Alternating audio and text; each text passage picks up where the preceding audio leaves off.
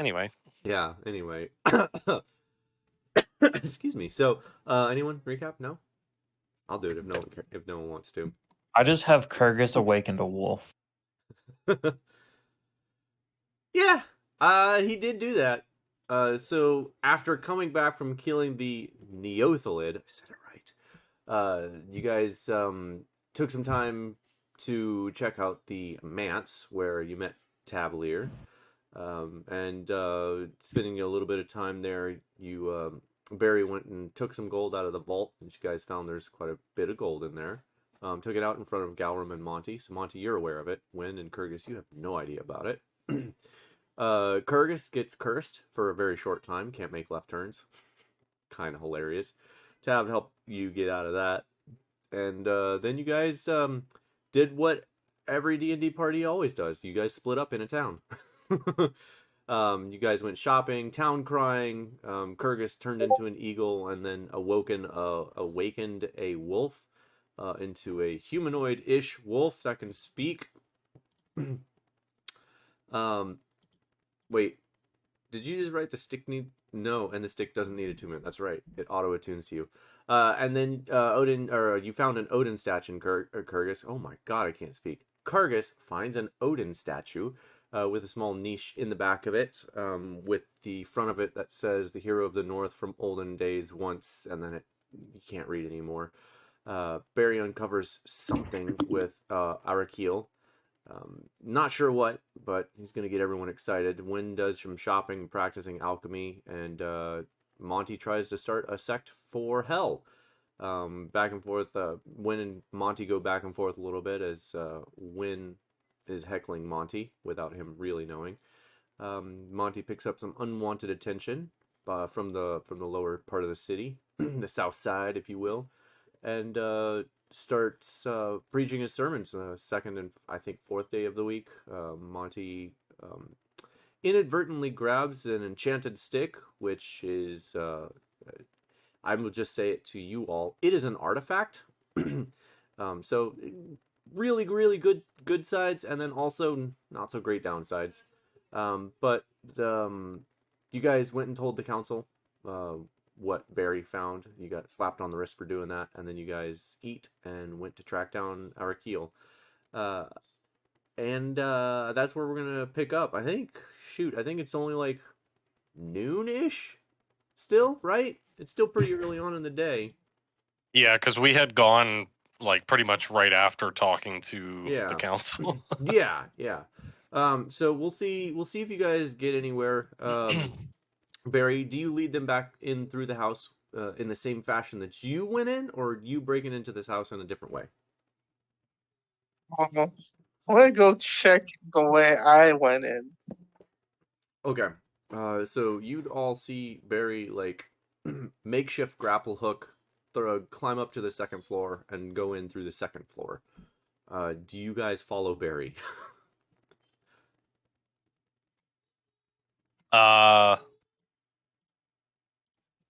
I'll try. Yes. No. Maybe. Okay. I don't know. Do I need to roll something? No. Yes, you do. Roll me an athletics check with advantage. You've just seen Barry do it. Can't be too hard, right? Oh boy. Yeah. Let's find out. Oh, all right. Okay. Yeah, that's not bad. Easy peasy. What about you, Wynn? Let's find out. Good thing that was advantage. Yeah, 14's still good enough. You make your way up there, and Barry, if you want to RP, basically you're just gonna walk him through the house down to the thing and open the door. So if you want to RP all of that, I'm gonna message some things to Monty while you're doing that. Okay, so we have to be very careful as I carefully step into the stage, taking them down. I think it's behind this statue over here. Oh yeah. This statue again that has a hidden door. I'll hold out an OK sign as I walk back. Gabe, just so you know, if you're meant to type, I don't know if you're meaning to type in chat, but you're typing in the campaign chat. Oh. Yeah, that's fine. Okay, I just want to make sure. Yeah, you're good. Don't question the DM. Never. Well, I just want to make sure because last time Yeah. he started typing stuff to me, typing in the chat, and he was like, "Oh shit, I shouldn't be doing Yeah, that." whoops. So, Yeah. yeah. Yep. We're fine. We're not paying attention anyways. Anyway, Kurgus gives him an okay sign as he backs into a broom leaning up against the wall and knocks it over. That doesn't seem to cause any attention. Loud, like. Yeah, I mean not too loud. It's just a broom falling over, but pretty loud since we're trying to be quiet. Yeah. Hey guys, once I probably open the door that's hidden, I'm gonna probably take a 30-foot lead. Okay. Let's scope that out. I'm gonna cast Pass Without a Trace. Okay. So as long as he's within 30 feet of me. That's where.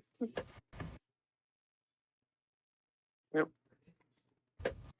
Okay. I honestly didn't remember that spell needed to be 30 feet though.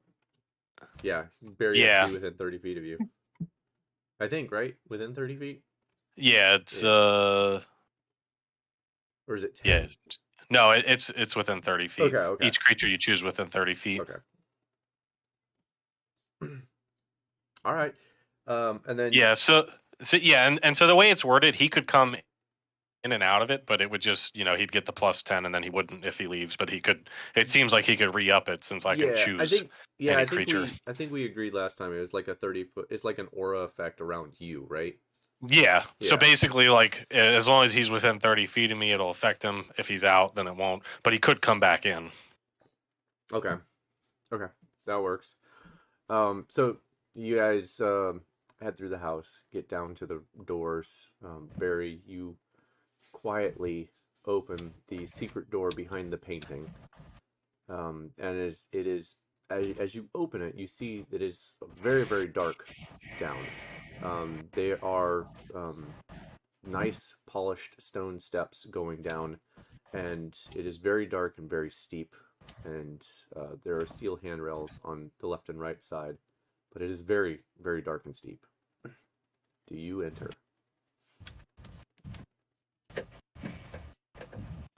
Down my goggles and then enter.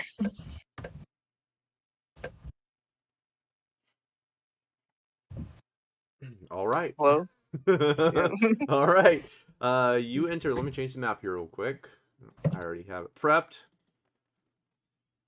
Should be super easy. You make your way down, Barry, and as you make your way down, where is this? The characters. Here we go. Players. We'll start with Barry. Barry, you make your way down, and almost immediately you find that 5. There we go.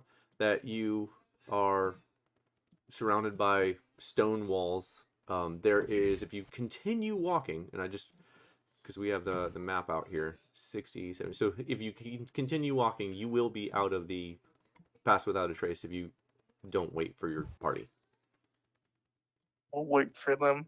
Okay. Wynn and Kurgus. Are you Gwen or Wynn? Kathwyn? Gwen. Okay, I'm gonna let you put that token up then. And Kurgus. Find the token. Good luck finding it. Oh, there we go. Okay, so you guys make your way down, and as you guys are looking around, everyone roll me a perception check. Those of you who do not have dark vision or have not cast light, you will roll with disadvantage.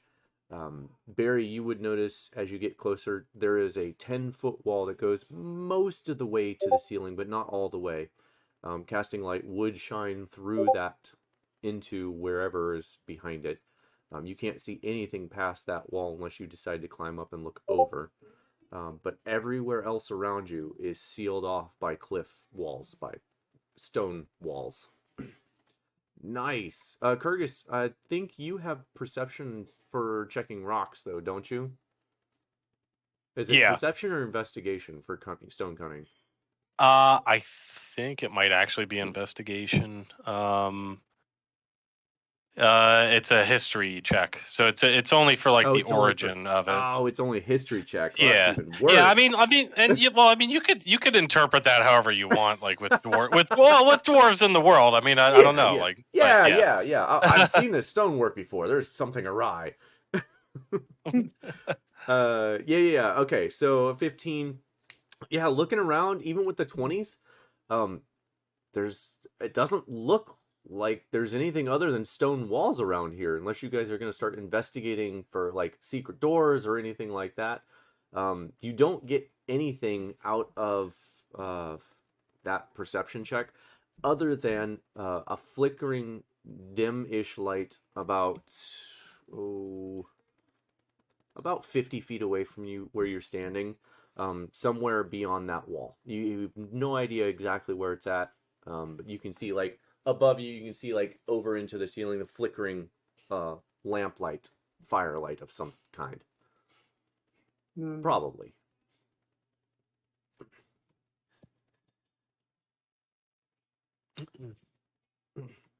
I'll let you guys figure out what you want to do from here. So, where do we see the flickering light coming from? Is it like somewhere around in here? It's way past. It's coming way down here.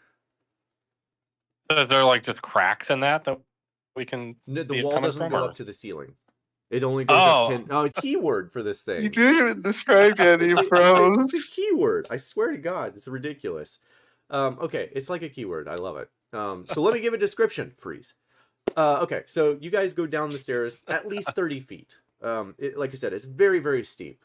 As you get to the bottom, you realize, those of you with dark vision, that the ceiling is at least 20 feet tall. Or about 20 feet tall. Some places are smaller, some places are larger.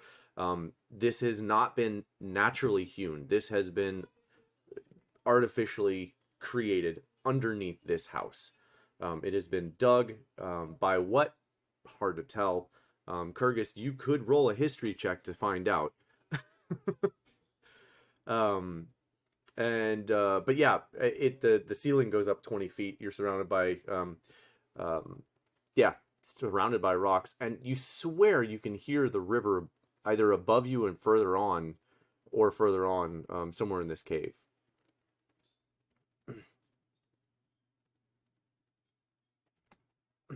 I hope that's a little better description.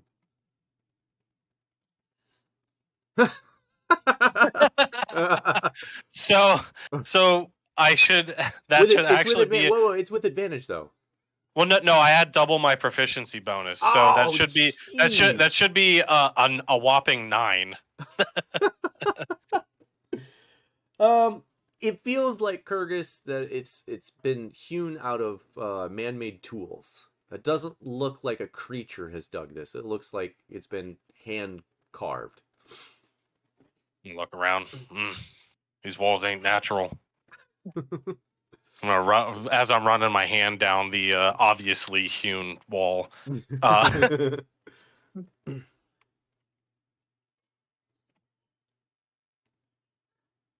I'm gonna continue running my hand down the wall until I get down to here. Okay. Until you get down to there. Okay. Yeah. Yeah, you don't come across anything that seems unnatural or, outside of it being handmade. The wall itself is fairly well-hewn stone. Looks probably like the same material of the cave itself, just nicely hewn, built up in a wall. Not sure entirely how thick it is, but it feels pretty sturdy. If you push on it, it doesn't move or anything like that. But it's definitely, as you get up to it, Kurgis, it's definitely well over your head, a good 10 feet tall, and you can very clearly see what seems to be flickering light on the cave ceiling above the wall there.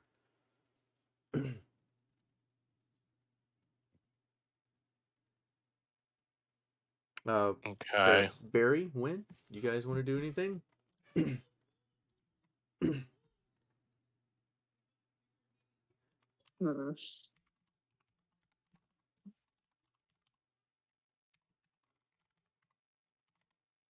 You know what? I'm gonna try to go to this corner over here. I'm gonna see if I can like shuffle between the corners to climb up. If I can. Climb up the wall. Yeah. Okay, roll me a stealth check to be silent in doing this, unless you're not trying to be silent. Oh no, I do want to be silent here. Okay, and remember you have pass without a trace. Although I think that's just for visuals, right? That's not for sound. I think it's for anything. Hang on, let me look at it. I think you just get a plus 10 to stealth rolls. Where are you? Pass without a trace. If anything, it's 25. It's plus 10 bonus to stealth checks and can't be tracked except by magical means. Okay, cool. Yeah. All right, that's beefy spell. Okay, so light 35. You silently, effortlessly kind of climb up the side of the wall in the corner here, and it's fairly easy for you since you're already 10 feet. You just kind of like hop up on one of the sides and pull your side over there. Let me cut some stuff out here. Above the what look to be empty beds, stone-hewn beds. There seems to be some sort of maybe tent or something. It's hard to make out in this faint light. But it looks to be a sleeping area that is, as far as you can see, empty. I'm gonna get down and say, hey guys, it looks empty so far.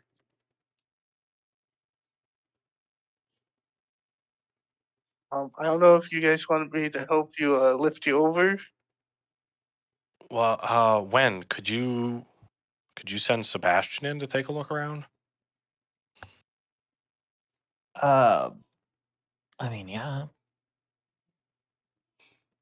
Sebastian's fucking huge. All right, I'm gonna bamf out Sebastian from his pocket dimension and have him fly over. Okay. I think we left the wolf behind. Possibly. All right. So yeah, we have the wolf with us. Oh, how did it come in? It did not come in with you. I will tell you that right now. We may have to retcon this. What are you doing with that wolf? Because he cannot climb. I think if I saw that I would tell him to head back to the house by himself. Okay. Let me just. All right. Okay. So you bamf out Sebastian and have him start taking a look around. This room does seem to be fairly well sealed. What to do?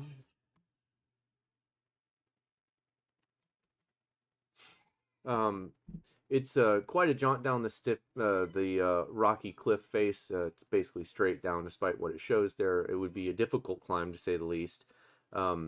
From what Sebastian can tell, there is a door to the north. Let me draw it so we can mark it. Come on, man. Okay. There's a door to the north here. Really? Why is it that color? That's not the color that I chose for you. Can we... Okay, so we're only going to do... Cool. Okay, there we go. There's a door here, and a very large double door there. Outside of that, there are roughly 13 different sleeping areas.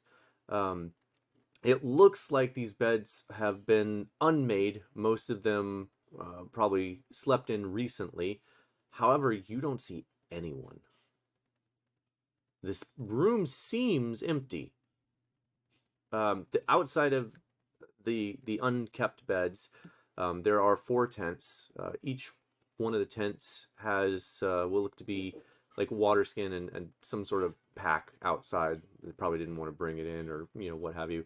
How close does he get? Is he flying at the ceiling, or is he going down to check things out? When?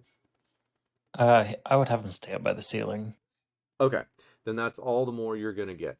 In the center of this room is a 10-foot across pillar that's goes straight up into the ceiling. Seems to be holding up part of this, underground, with the flickering light on the east side, which is where all the light's coming from. So it looks like we have a vampire den. Excellent. Nobody's here right now. All of the day. That pokes a hole in my vampire den theory. No, they're for whatever reason nobody's here. I mean, I can have Sebastian getting closer, but well, I mean, if it looks clear to him, why don't we head down?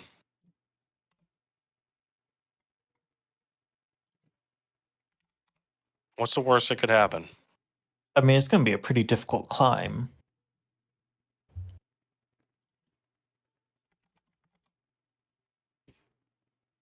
Well, I mean, I could just turn into a eagle and carry you guys down.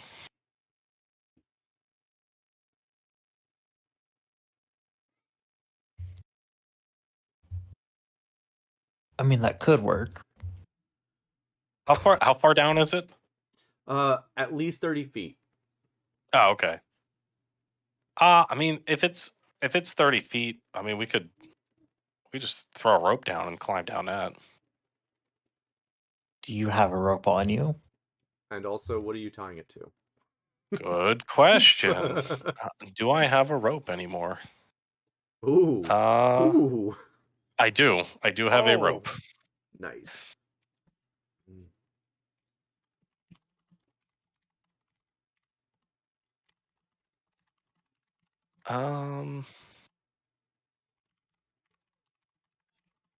I do not have anything that we could use to tie it to, unless there's. I'm assuming all the walls and are fairly smooth. There's no protrusions. Yeah, it's not. Like I said, it would be a difficult climb. They are fairly well hewn. So it's not jagged rocks that you could tie a rope to. It's like rough, rounded areas, so no one would cut themselves. You know what I mean? Gotcha.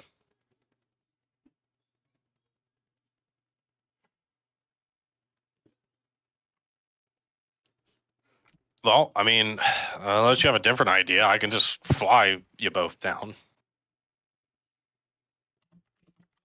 Yeah, I think flying down will work better. And then rope.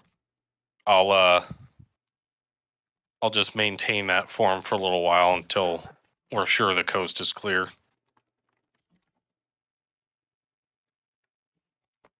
I'll be up on the fence. You're on the fence about this?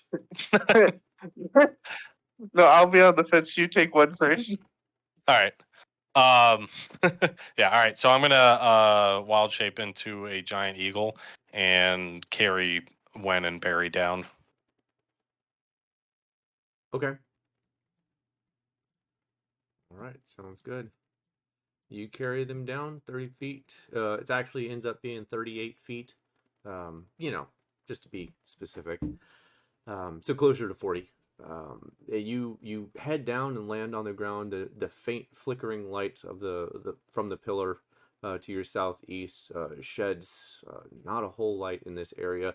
You can see that the door to the north has actually been open. Let me open this up.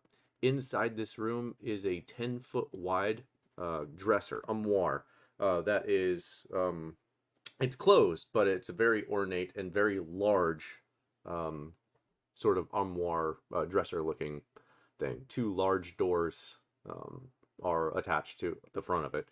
And since you're on the ground now, it looks like this maybe campsite has been disturbed recently.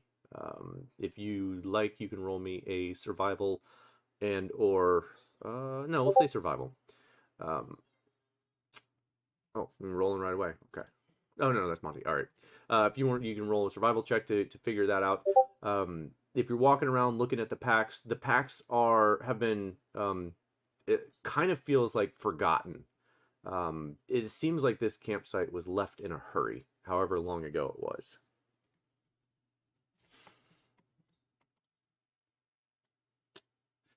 Kyrgyz, it's probably at a bare minimum, probably 2 days, if you had to guess. You're not entirely sure, but it feels fairly recent. Okay, so that they were likely here within the last couple days. It could have been sooner, or it could have been later. Okay. I can't give you more. Right? Than that. Yeah. I want to go check the iron wire if anyone's gonna stop me. All right, Barry, you open the doors. I will open the doors. Okay, I need for you to roll me a real quick. Never mind, I'm just kidding. So no. You open the doors, and inside you find not a whole lot. This has been cleaned out for the most part. There are a bunch of hangers on there. There's armor hangers and vestment, like clothes hanger sort of deal, like if it was hanging a robe or something like that. There's a statue, like little dummy, a couple dummies inside that would have held maybe plate armor or medium armor. And you find a few pieces of ring mail on the floor, along with a sort of you're not entirely sure what it is at first until you look at the bottom of it. It looks like maybe a stamp or something to stain metal with, in the shape of both the Resinold emblem and Carthian emblem. There's two different ones.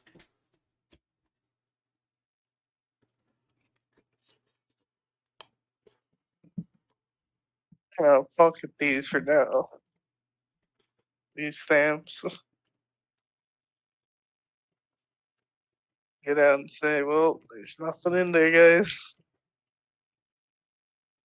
Gonna open this door just so a crack can be seen, hopefully.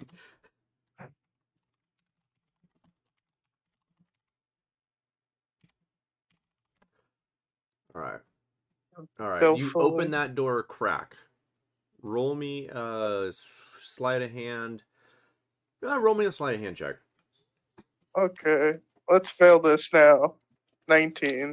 19. All right. You open it a crack. Let's see if I can cut a little crack. We'll see if we can do this.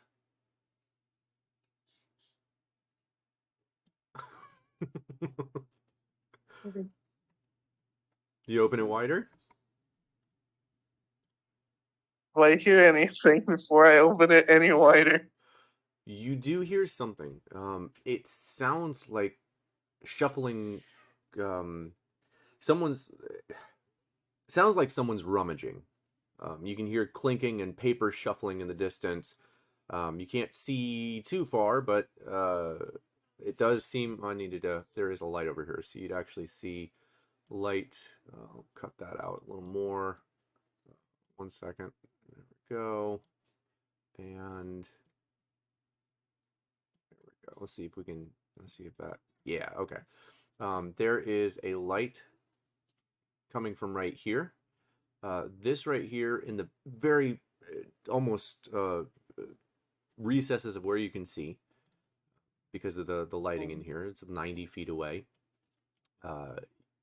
It looks like a door. It kind of you can't tell if it's open or closed. It kind of looks closed, but you're not entirely sure. There's also a fair amount of light coming from the southeast as well. Not that you can see any of that. The sound seems to be coming from straight ahead of you, way ahead of you.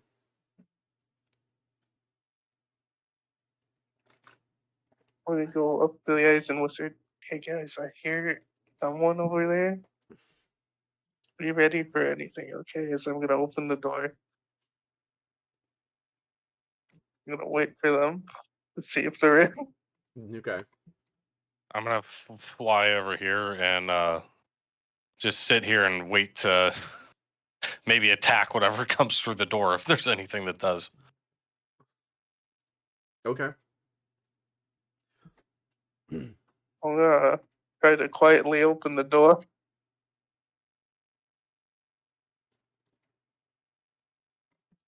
Really jacked myself up here. Okay.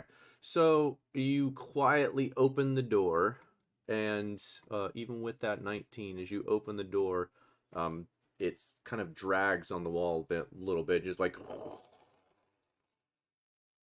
I assume maybe you stop as you first start to hear it, or do you open it all the way? No, I'll just open it all the way. We got no time. Okay. Nice. Oh, that's not what I want. Nice large grinding noise as you open the door all the way, peering out into the room. Before you open the room fully, as you walk, before you walk outside. It's still hard to tell whether or not that door to the north is opened or closed. It still looks pretty closed. If you had to guess, it's closed, but it's really impossible to 100% read from right here, unless you walk into this room. As you open the door a bit more, the rummaging noise stops abruptly. Is this like a ramp? No, sorry. Or stairs? Yeah. It is stairs leading up. About, Barry, if you had to guess, probably 30 feet. Oh boy.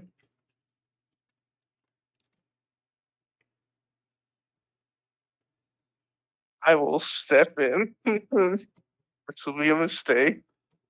Okay. Give you a good description here. So, you step inside, and Still have a 35 for stealth, unless you want him to roll again. no, he's not really being stealthy at this point. Nope, that's not what I want. God dang, there we go. Let's see, how far away is your vision? No, that's about it. Okay, so Barry, as you step out, you can see what looks to be a pulpit and several pews to your southeast immediate. They are still, the torches next to it are still lit and burning. There is seemingly nothing, despite what the map shows, there's seemingly nothing sitting on top of the pulpit. To your northwest, two torches to your immediate north and one more northwesterly. In between that is a 30-foot staircase that leads up to what seems to be a giant 20-foot tall door that is closed. Further out to the wall, now that you're stepping in a little closer, you can tell that that door is in fact cracked open. It is not closed.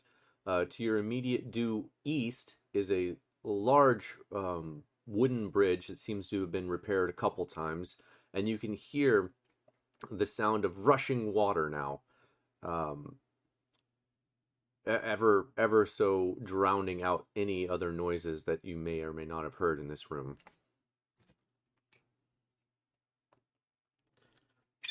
And Monty, we'll get to you in a second.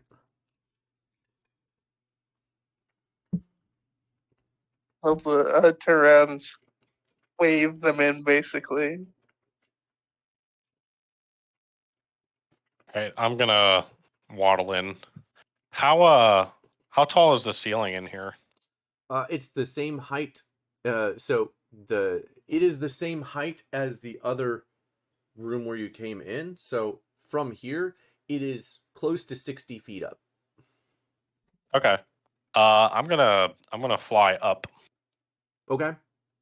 How many feet? Let's say 40 feet. Okay. Just if you can mark it so we don't forget. When do you walk in? Yeah, one's gonna wait for Kyrgyz to fly away before walking in. Okay.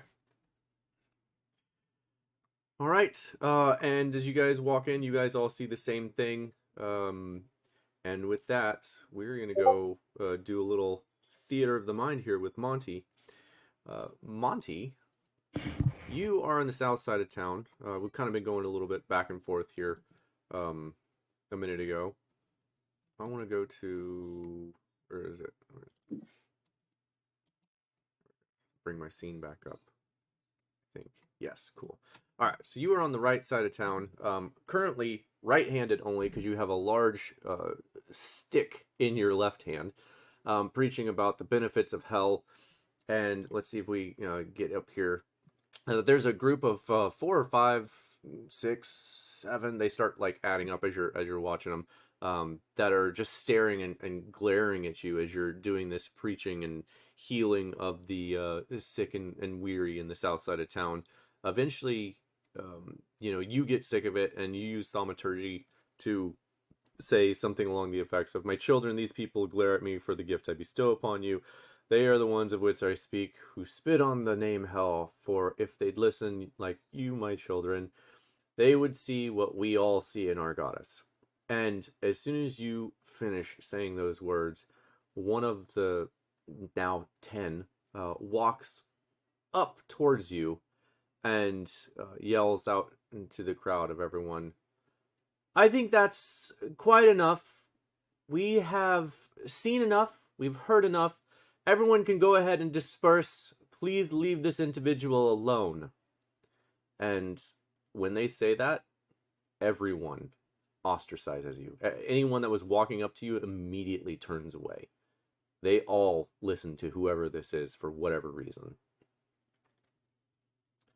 They, as people begin walking away,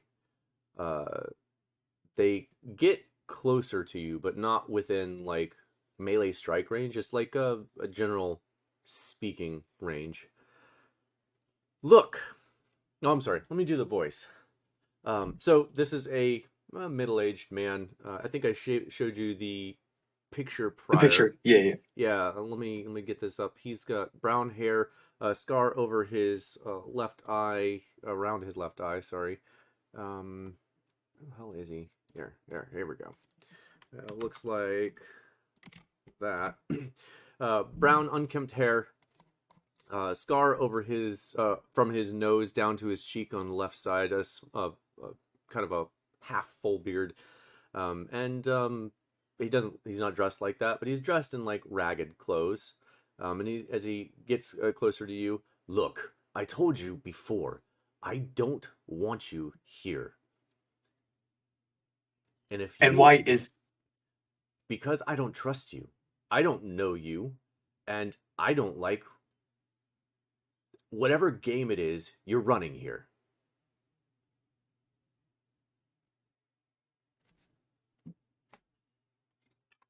So this is a trust thing, nothing else. That's all. Only problem between us two, correct? Yeah, as far as he's told you. Okay. I'm gonna cast a Zone of Truth on, like, in front of us. As soon as you start casting, he pulls out a blade. "Stop." Okay. I was gonna do a simple Sphere of Truth, but I guess we can talk face to face. What about me isn't trustworthy to you? Let's start there. Well, let's start with the fact that nothing in this life is free. You come in here and you start parading around a new religion that has been around for forever. There's reasons people don't follow hell. But you seem to want to ignore those reasons. And, for whatever reason, want others to ignore them and follow her as well. That doesn't sit right with me. Something is wrong here. People don't just give things out for free. It's not how this world works. What do you know about hell? I'd like to know. What do you know about hell? What do you know about hell? Because it seems like there's a miscommunication here.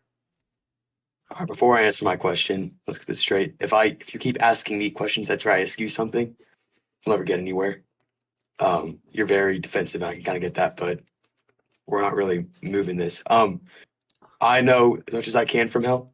I worshipped a different god for a very long time and learned about as much as that one could, every other deity in this universe.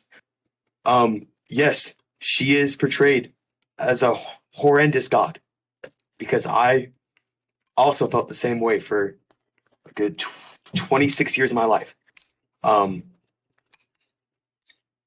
Until you get the gift that I was given, you too may see her that way. You know nothing about what she did and what she does. All you know is the false stories Odin gave us. It's not just what Odin told. No one's even seen Odin or heard from Odin in centuries. Who's to say he's even alive anymore? But the stories of hell do remain, pulling unweary souls to the underworld, those not willing or not ready to go, is unnatural. And anyone What's who unnatural? follows her, yeah, it seems like he's got some misinformation. As he says unnatural, I'm going to be like, whoa, whoa, whoa. Animated dead, vampires, zombies, those are unnatural. Are you... Agreed. What souls do you think she takes? Souls not ready for the afterlife. Roll me an insight check. I'm really good at these. Rolls double nat ones. No, I rolled actually nat 20. It seems like he's been hurt by something, maybe not recently, but recently enough for it to have really affected him. Probably lost a loved one or something close to him within the last year or so, if you had to guess. And he was not ready for them to leave this plane. I can sense something disturbs you, sir. Like. Okay. Yeah. Let me explain. Do you remember Baldur, correct? World-renowned king, everyone loves him. Everyone knows the story. Move on. It's the fact that anyone can die. I know you must have been deeply saddened by who died, and I've had people, my mentor who gave me the gift of coming to the temple I served at, they died, I think, when, what was it, 8 or 9? Death is something that is inevitable, sir, and it's one of those things where we shouldn't, when we know that we can have an afterlife, we shouldn't dwell on the fact of this material plane. I'm trying to give you guys the gift of knowing where you'll go and be able to worship the person who will give you eternal life. Shouldn't you be happy knowing that your loved one is now in an eternal plane, where she'll be going to taverns every day, getting good sleep?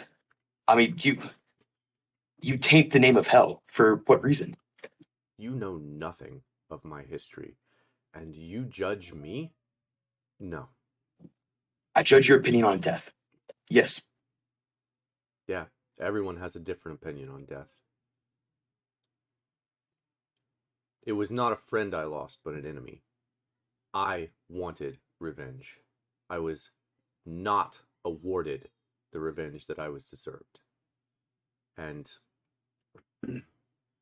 there's no changing that. They should not have died when they did. And it is unfair of hell to take a soul when they are not ready.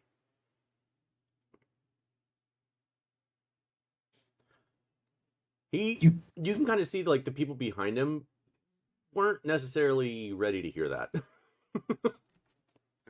They weren't sure why he was standing there. Now they are sure. A few of them start stepping away from behind him. say what you want about hell, but know that it's not your call for who dies and who doesn't. You aren't a god. She is. Simple as that. It may not be my decision of who lives and who dies, but it is my decision who's in my part of town. And if I find you in this part of town again, you won't see it coming. And he changes his face right in front of you to the woman that you saw that came up to you and like grabbed your neck, and he's like, I can be anyone or anything. You will not see it coming.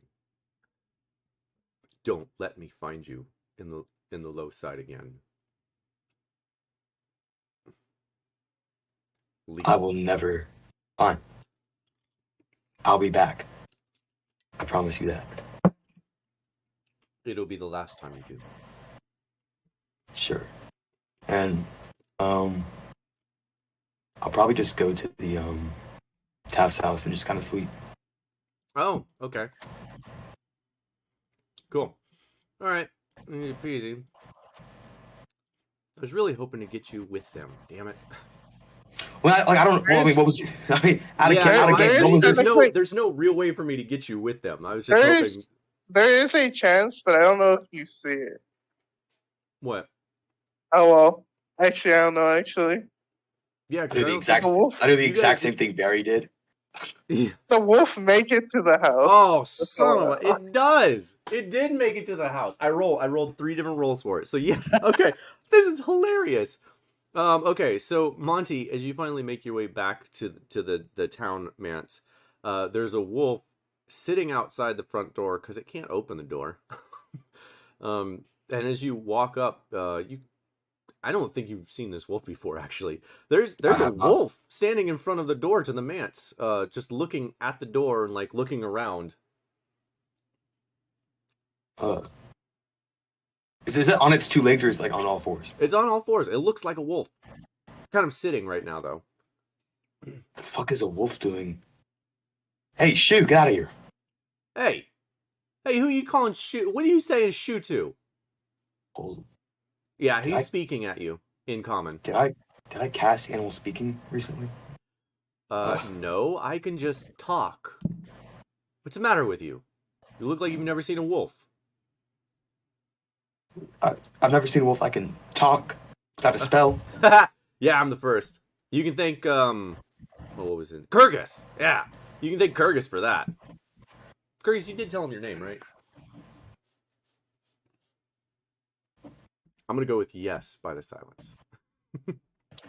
That animal hippie. Oh. Mick not working. There we go. There we go. Is that okay? Yeah. I didn't mean to put that in caps, but Yeah, man, I really wish we could hear Kyrgyz. Yeah, I was trying to respond. Yeah, it would have come up in conversation because we were, we were talking about his name and yeah.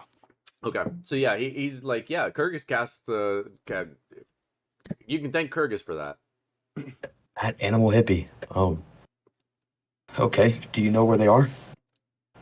Well, yeah, they're back through town, over the bridge. They are. He's like, you can see him like looking in the back of his skull, trying to like think as he's like, they are. Just take me to them. Oh no. Oh well, I guess it's not by myself. Sure, why not? I'm gonna use your previous nat 20. He had a bit of a run-in on the way to the manse, running by himself. But if as long as he's with you, it seems all right with that. You let him lead you. Yeah. Cool. All right. Well, we'll see if you still get to the fight, because to be honest, they're about to start some serious shit. So we'll see. Okay. So you are gonna make it to the house. Roll me a perception check. We'll see if you figure out how they got inside. I'm really good at these. Oh yeah, I'm sure. Oh, actually, the wolf would just tell you. Shit, you don't have to roll. Never mind. Oh, I got a 29. Oh my gosh. Good lord. Yeah, I know more than the wolf. You see it before the wolf even gets a chance to tell you. They went along the backside, and there's a makeshift sort of grapple hook that is hanging from the balcony on the east side facing the river. Alrighty, let's go, man. Come on. I want to kind of usher him to follow us.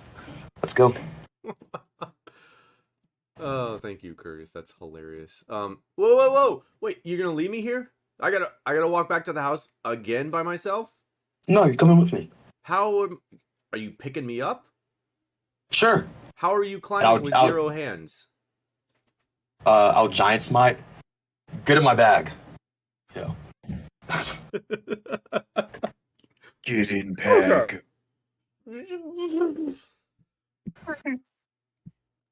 Okay. Get in the bag, bud. Come on. Yeah. This is gonna go well. Okay. You giant smite, and about 3 seconds after you giant smite, after you tell him to get in the bag, he starts getting in the bag, and you hear a woman scream bloody murder from the opposite side of the river. She's screaming, "Giant!" I'll tell the wolf to get out. No. Oh, on giant smite. No. It's no. Man, calm down. It's not. You can't. No, she's on the opposite. She's at least 30 feet away from you, screaming at the top of her lungs, like, "Giant!"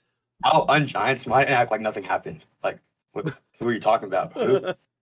Okay, that's fair. Do you try and hide a little bit? No. I'm gonna be like, who are we talking about? Just like out plain open. No, let me rephrase that. You are not within talking range. You'd have to yell across a rushing river. No, like I'm gonna just like look around, like, huh? Like, oh, I got you. You're just acting like, dumb. Yeah. Got it. Yeah. Okay. Yeah. So is the wolf in the bag then? What bag did you put him in? I told you before. Just my backpack. Just like a little backpack. Everything grows in size with me. So. Yeah, but it doesn't shrink in size with you. I know. I said I'd take the wolf out before I ungiant. Oh, okay. Whew. Oh, God. Okay. So you're like, oh shit. All right, hang on. The wolf like, whoa. You can do that. You can cast spells too. Oh, that isn't a spell. It's just some plants I take. I'm gonna try and lie to him just to fuck with him. Okay. Roll me a deception check. He doesn't believe you. I got 21 out of it anyways. Yeah. Okay. So yeah. He just like glowers at you. Just yeah, huh? Drugs, I bet. Anyway. So yeah, you're gonna have a tough time climbing with stick hand anyway. So you could potentially break the door down and make in that way. But I'm gonna let you figure that out and just message me how you are going to get into this house. Because obviously Giant Smite's probably not going to work unless you're just going to go for it.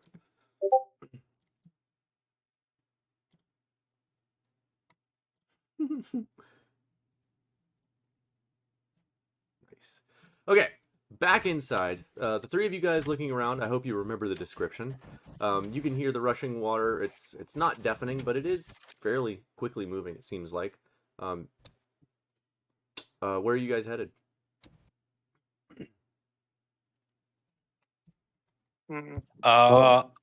If my childhood has taught me anything, is that there's a troll under that bridge. I'm trying to decide whether I want to go here or there. I think I'm gonna go this way. No, I'm gonna go fly over this way. Just to about here. I'm gonna have my bone draw. What? I'm gonna have my bone drawn. I don't know where this person is, but I assume that he's probably in here in this door that has a small crack in it. Okay. Alright, so you draw your bow. When are you drawing any weapon? Yeah, I'll pull out my whip. Okay. And Kyrgyz, you're still flying, right? Yeah, I have large talons, so. I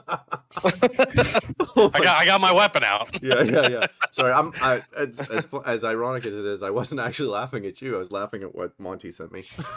Oh. Oh boy. Okay. He's using the stick as an ice pick. Oh boy. Okay. Oh, that's not what I wanted. Shite. Ignore that. Hold on, I'm gonna get this right.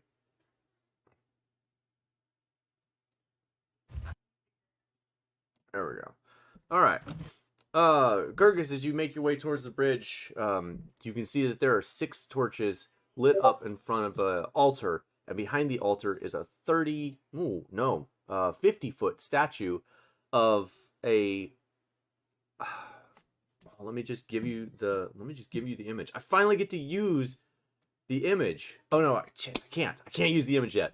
It's a 50-foot statue of what looks to be Loki, in one hand holding a large 20-foot tall golden push pin, and in the other hand, it's hidden. His hand is hidden. You can't tell if he's got one hand or two. It's like tucked under the push pin arm. Does that make sense? So he's like cross-armed, but you can only see the push pin. Yeah. Yeah. So it's difficult to tell, especially from here, if he has one or two hands. But it looks like a giant statue of Loki, as everyone would have remembered him from lore, minus the golden needle thing. Yeah, no, you don't. Okay. I'm gonna continue up a little further to get a little closer.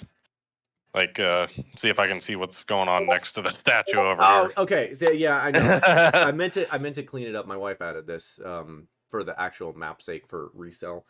There's no actual gems, so I'm sorry. Yeah, I know. With that being said, there are no gems next to the statue. The top of this needle and the whole needle itself looks to be made of solid gold. Yeah, that was all for nothing. I have spider climb, but damn here. No, okay, that works. Well, I thought you were climbing the rope. That's why I was making you do that. So yeah, spider climb. I got you. No problem. I'll like fall midway through and with like my hand on the wall and be like, "Oh, shit." Yeah, you like start climbing. And you're like, "Oh, wait a second, kunk, kunk, kunk." Okay, cool. I love it. So yeah. Where's this thing? So Kurgus, it is basically a 20-foot long solid gold pushpin needle that he's holding. So pretty hefty. Pretty hefty and probably really expensive. I'm gonna fly over top of this and try to land here.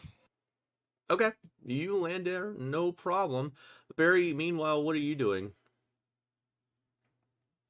I'm just gonna keep an eye on that door, and then tell when this check out or try to. You know what? I might move back. Tell when. Like, might want to check over here. Okay. Oh wait. Yeah, over here maybe. Oh.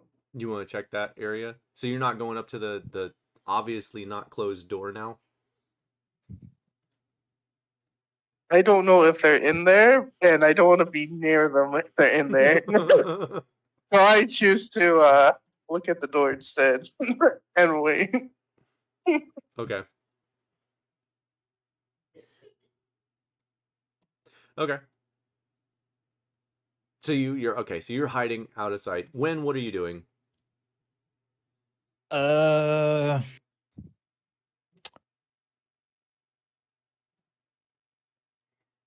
Wen knows better than to split the party in a creepy dungeon we're not supposed to be in, so he's gonna follow Kurgus. He says while leaving Barry on his own and no one taking Monty. Yeah, Barry can survive on his own. Yeah. Oh yeah, the glass cannon. He's fine. The glass cannon. He's gonna be fine. Perfect. Okay, cool. Barry, you're hiding. Are you? So let me.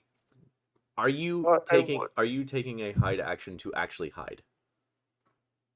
I could do a bonus action. Let me make sure. Oh, you can do it. Well, we're not in combat, so are you gonna hide? Yeah, I'm gonna hide. Okay, cool. So we know where you're at. I'm actually gonna hide your token just so they they aren't going to know where you're at either. Because they're not looking at you right now, and you would go to hide. So we'll see if they find you. So let's get up to Monty. You climb up into the house, up on the top floor. The door is already ajar as you make your way inside. You don't hear any sound whatsoever. There's a set of stairs leading down. There's a couple doors, all of which are closed currently. Where are you headed?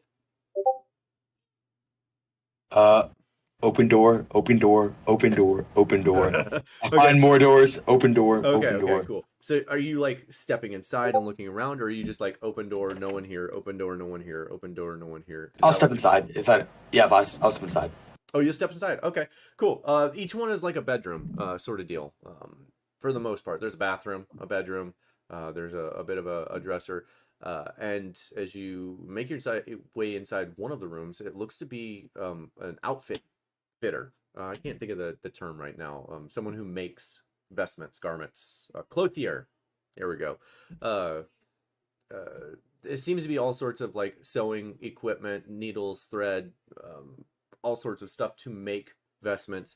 You see both the symbol for the Resinold, and which are the Sinhalians, and the Carthian emblems matted around that room as well. Looks like someone has been making outfits for, hard to tell, guards, maybe, probably, since there's guards, if you had to guess. What are they doing with armor makers? I'm just gonna go to the next room. Yeah, okay. Eventually, I mean, it's just... Actually, this is gonna sound really weird. Could I maybe, like, roll perception to get a feel for the room? You know, maybe like dust on the ground, footprints, stuff like that. Just trying to look around for maybe signs of party. If you're touching things and moving things around, I'm gonna have you roll investigation. Otherwise, if you're looking, you can roll perception. Yes, I love perception. Well, so you're not touching anything. So you're not touching dust. I'm not touching. I'm looking for the direction the party went. Oh, okay. It's very obvious, being in this room, that no one has stepped into this room in the last 12 hours. Shit. Where are they? Okay, I'll go. I'm just asking you right now. Can I use my passive 19 perception just to kind of get the track? Okay. Things around. I'm just going to do that then and just see if I can try and find the trail of them. Okay, actually, it's fairly easy. As you make your way downstairs, you go into like there's a kitchen area. You're like, oh shit, no one's here. The food, if you're opening the fridge, the food's all gone. All the things have been taken out of it in a hurry. Things are spilled over, things left over, that kind of sort of deal.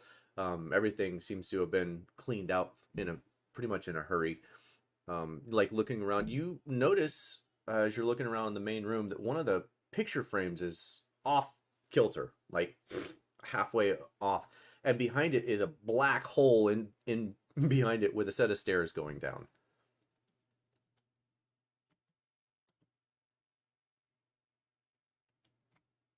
I know from experience not to go down these things, but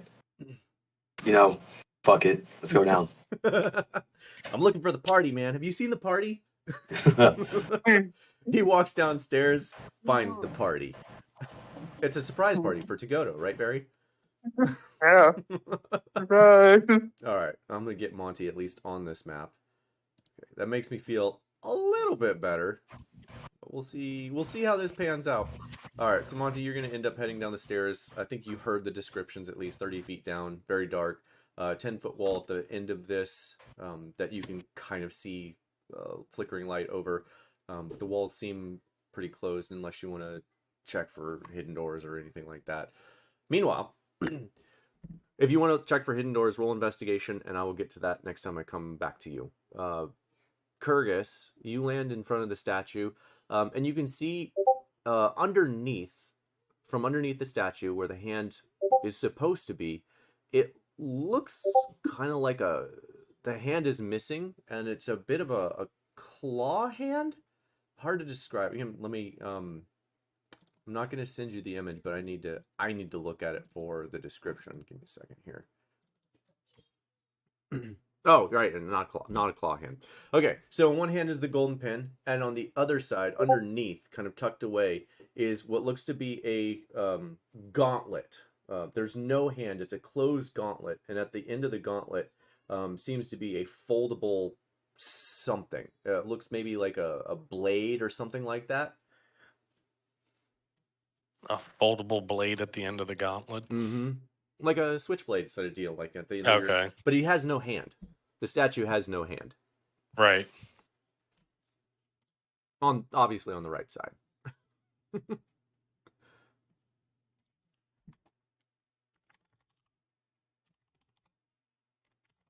Okay. All right. I'm just gonna walk around the statue and see if I notice anything else about it or around it. Okay. Let me pull this up. Okay, so as you kind of look around it, there are some striking differences from the statue of Loki that you would expect to see from lore. On the front, it looks like Loki. As you get closer, you see what looks to be a... Let me know when I'm back. You're back. Okay. You should ask your ISP if they could just have something against descriptions. Yes, I think that's exactly what it is. I gotta find this thing anyway. Give me a second here. Uh-oh. Oh, I hate those. I always feel so bad. Child abduction alert. Ugh. Yeah, but I like seeing those alerts because every time I do, I keep my eyes out for it. Yep. Okay. So on the right side, around on the right side, on the arm that the hand is missing, on the right side is emblazed a symbol that I think you may have seen before. I don't know if you've seen it before. I know Barry has, but you may or may not have seen it. If you have notes on it, cool. If not, I'm not telling you. You find that symbol emblazed on its arm, and as you get closer, you realize that the armor that it's wearing seems to be placed on this statue. Like it is made to fit this statue. It is not part of the statue. Which is odd in general. Okay.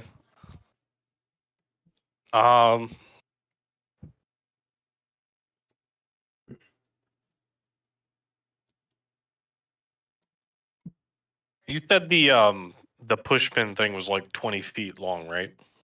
Yeah. A good 20 feet. Okay. All right, I'm gonna leave that alone for now. I'm gonna head over here. Is there can I see across this into? Is there anything to see here, or is it the wall? Give me 1 second here. I'm trying to fix some things here. So across the wall you see what looks to be a closed off. It's a thin wall, so I'm trying to. Shit. God dang it. Hang on. There we go.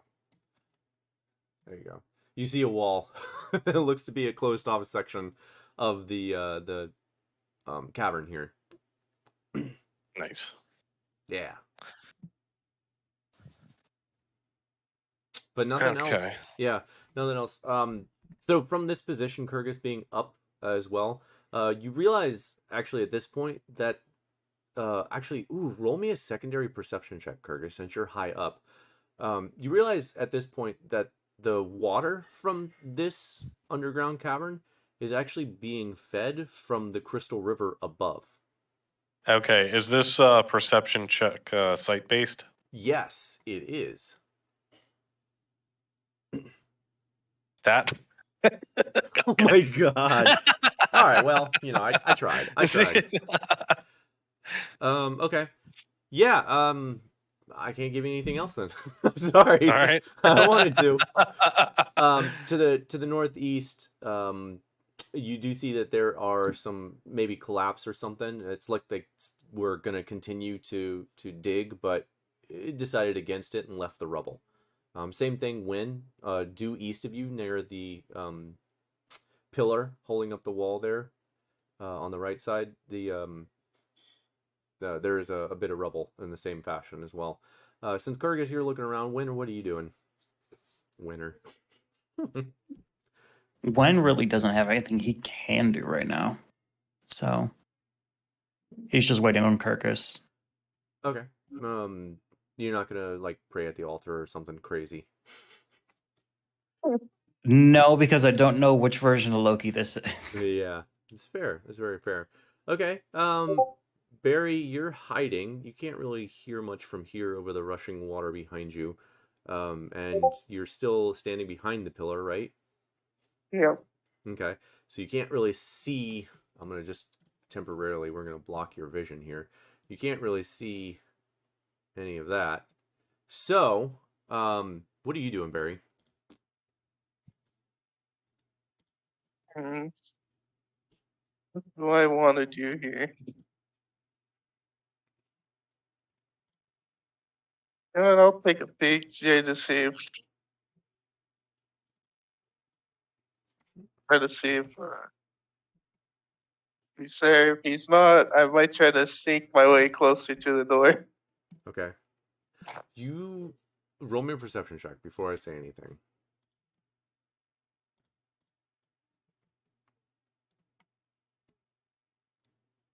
23. A 23.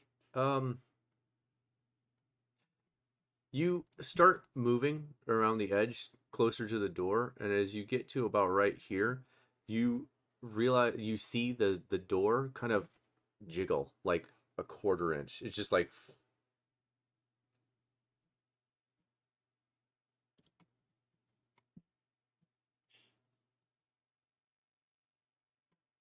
I'm going to move back. And I'm too scared of. I don't want to get. Right. I don't want to get. All right. Monty, being down here, you don't find any secret passage, and the wall itself goes up 10 feet. Like it rises 10 feet in front of me. Yeah, the wall. So let me marker. This wall right here is 10 feet tall. So you cannot. No, I was saying. I was asking if the wall itself like moved up when I was touching the walls. No. Okay, It's permanent like that. But yeah. So with spider climb, you could probably easily climb up it. I was literally about to say I'm just gonna spider climb on the ceiling from you this can point on. Do the same like ice pick climb. Yeah. It's my ice pick now. Yeah. Okay. 2 and 1. Cool. You get about 2 ice picks up before you realize. Well, I guess after your first ice pick, we'll do it this way. So you go and you spider climb. Your first ice pick, it goes, and your stick kind of goes through the wall. Illusionary bullshit, I swear. No. Like it stuck. It sticks itself through the wall. Like it knocks out from the backside. Could I just spider climb this side? Because that's what I was going to do. I was just going to spider climb. Oh, you want to spider climb the wall itself? Like this wall over here, like over here. Yeah, sure, why not? That's what I thought I was going to do. Okay, sorry. Is that? Yeah, you're good. Okay. And then I'll just spider climb all the way. Do. I need a percentile. Oh, 2 average. We'll let it go. Okay, so you climb up. Every time you hit into this wall, the wall on your hand, like you can feel the vibration chucking. Every time you chuck into this wall, you feel the vibration of the wall itself kind of like shift in your other hand being on this wall. But you do make it over the wall, and it is another 38-foot climb down from here. Okie dokie. Same deal? Yep. I literally just want to spider climb on the ceiling, like for the rest of this time until I find someone else. Oh, you're gonna spider climb on the ceiling? Yes. All right. What's your passive insight? What's your passive insight? 15. It kind of dawns on you with how much the wall was shaking that climbing on the ceiling with this stick may not go well for you. Oh, I thought if I was on the ceiling, I could like walk upside down. Never mind then. Oh Yeah, I'm yeah, just no, gonna you can walk upside down, but you still gotta get up there. Can I just walk up the wall then? With that, if I can walk the ceiling, can I walk up the wall, or is that not allowed? That's just for future. Yes. Me. Sorry. Yes, you can walk up the wall. I don't know why I'm thinking climbing. You're not actually climbing. So yes, I'm sorry. You're not chucking anything anywhere. Okay, then yeah, I'm just gonna like I'll let's say I did start chucking, but then I'm like, hey, I can just walk. Why am I even doing this? Like, I'm gonna feel the vibrations and be like, okay, yeah. So I'll just start walking from there. Okay, cool. Okay, so you're on the ceiling then? Yep. Cool. You see below you that the door is open. And like that. All right. So you make your way inside. Kurgus, you seem to be the only one exploring, so I'm gonna go back to you. At this point, I was gonna head back and land next to Wen and kind of motion towards going back to Barry.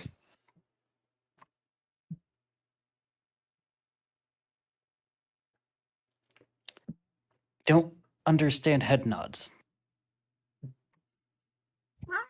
I'm gonna squaw and then like walk back towards Barry and like point my beak for a couple seconds and then look back. And then I'm gonna the water. And then I'm gonna take off and start flying this way. Okay. I think flying is good for the water. I don't know. Okay. There. So you guys fly back to Barry. Do you fly up to Barry or? Yeah. Let's just. I'm gonna stick with you, Kurgus, because I think you seem to be the one pushing things along. So, Kurgus, where are you going? If I see Barry, I'm gonna fly over to him. Oh, hi there. So there's a movement. I saw movement. Someone moved the handle from the door there. I don't know if one of you want to go in. Oh, it's there? Yeah. That's the door? Yeah. That's the door. There's a door here. I don't know if you guys want to go through there. I'll nod my head. One just already walking over to it. All right. When you are first, give me a second here. When I need for you to roll me, everyone go ahead and roll initiative. Let's start with that. And when you're gonna have to roll me a save here. Yeah. My highest initiative to date. Lovely. Out of game, am I also rolling initiative, or still not got that yet? You're gonna. I'm gonna have you roll as well. 19. Cool. What is the range on this? Where is the? There. That's what I wanted. 20 foot. 20-foot radius sphere. Okay, cool. Alrighty. When as you get close, the door swings open, and for the first time ever, Wen and Kurgus. Oh no, you don't know this. Hang on. The door swings open, and you can see inside this room. Finally, if I can draw the right flipping, it'd be a damn miracle if I could draw the right thing tonight. Okay. You don't know that that's that. So let's do this. When would? It was in that dream. No, Wen actually wouldn't because he's disguised. So give me a second. Oh yeah. Where's freaking NPC? Let me just get a face here. This Batman. Sure. Go to face here. Oh yeah, here. Fine. It looks like this. You see that for half a second, Wen, and I'd like for Kurgus and Wen, Barry, you will roll with advantage because you're behind cover here. I need for Kurgus and Wen to roll me dexterity saving throws as a giant ball of fire rushes through the door and lands into the main area. Here, give me a second here. Right here. Oh, Barry, you're not in it. Never mind. That's why you don't even need to roll. I should draw 19. this shit before. Well, I'm not saving. Did Monty get to see the fireball? Oh, you definitely would have heard it if you didn't see it. You would have. I mean, I don't know. You'd see a huge flash of light, a loud explosion following that. You probably hate that. I bet it was that stupid firebolt thing again. God, I hate that. So small. Okay, cool. All right, and we are all in initiative. So, what was your? Why didn't I see the save? 19 and a 9. Holy cow! Win. Yeah, I told you, Wen's not saving this one. Yikes! That's not a good start for this fight. That is 8d6 damage. 86 damage. That's right, 86 damage. You are dead.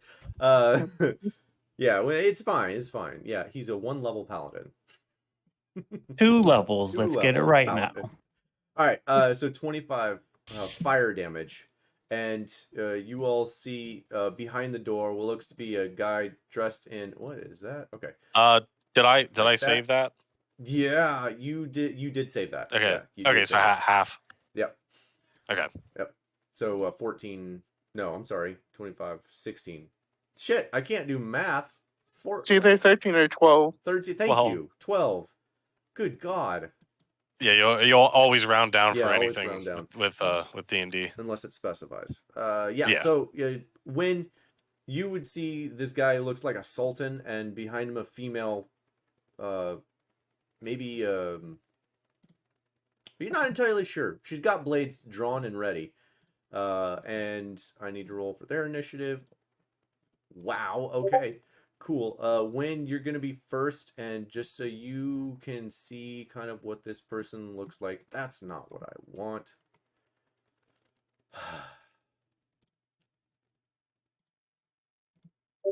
Give me a second. I will show you what this person looks like. It is not a halfling, although this image looks like it.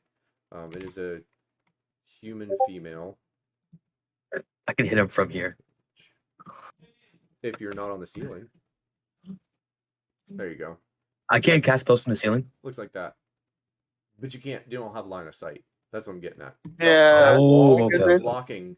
There's a wall there. Oh, Yeah, there's a wall here, and then the door's at the bottom, Yep. unfortunately. I thought it was like a cute little gate. No, the wall. I didn't The realize wall it was... itself. I did not describe that. The wall itself goes all the way up to the ceiling. This. Oh, that's not a wall. No, this wall, right? This wall right here goes up 60 feet Yeah. into the ceiling. So you actually cannot. You do not have line of sight from the ceiling.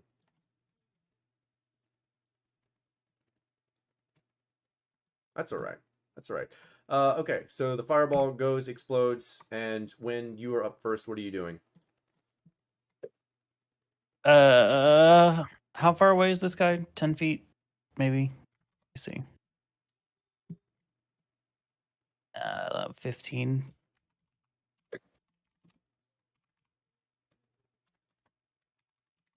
So I'm gonna hit him with a whip. All right, the guy in front of you. Yeah. Ooh, That's a natural 20. nice. So Divine Smite is doubled as well. I need to do math. All the rolls.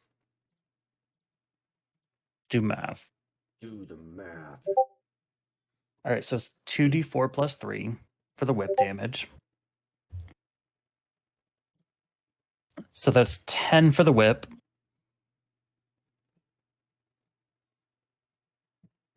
And let's see how much for Divine Smite. 43 points of Divine Smite damage. Sick. I love that. So what's the total here? 7, 40, 50. Yeah. 53. 53? Oh, yeah, because plus that's 3. 2d4 plus 3 from the whip. Oh, plus 3. Okay, 53. Nice. That is an insane amount of damage. Okay. And you said that's Divine Smite's Radiant, right? Yeah. Sweet. That is amazing. Cool. Yeah, he looks hurt. So when you all right, so now that we've gotten here, I can change that back. As you hit him when this thing in front of you. Dude, I cannot for the life of me click on anything worthwhile tonight. Nothing that I'm looking for. As you hit him, he doesn't expand. I just want you to see the picture. You and Kurgis have not seen one of these in real life yet. As you hit him, his visage drops. You see this gray-skinned monster looking, 4 fingers, claws on each one, tentacles coming out of his face, large bulbous head at the top, and he looks exactly like what you see in the picture. And I'll make him normal size again. Standing in front of you, and as soon as you hit him, he like takes a step back. Are you doing anything else? For my bonus action, like, you want to go? Because we can go. I'll go right now.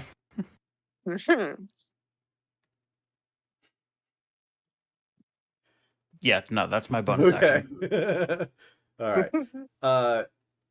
Yeah, you say you want to go, and the woman behind him says, "Yes, I'd love to go," and rushes towards you. And can't roll anything today. That person got 20. 24 for one of the two. To hit you. Assume a 24 hits your AC. 19. Yeah, 24 hit. Okay. So I need. Oh no, there is no save. Cool. So you were gonna take. Oh no, I do need you to make me a Constitution saving throw. You're gonna take 8 points of piercing damage, plus. I'm gonna use the luck point to roll another one. Okay. Plus 6 points of poison damage. That wasn't much better. I just need to know if you're poisoned or not. 13. Oof. And you're poisoned. All right, so how much damage total? 14 total. So 8 from piercing, 6 from poison. And you are now I am half poisoned. dead. All right.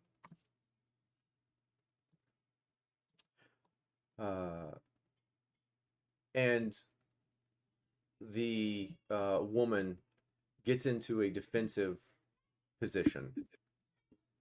Defensive stance.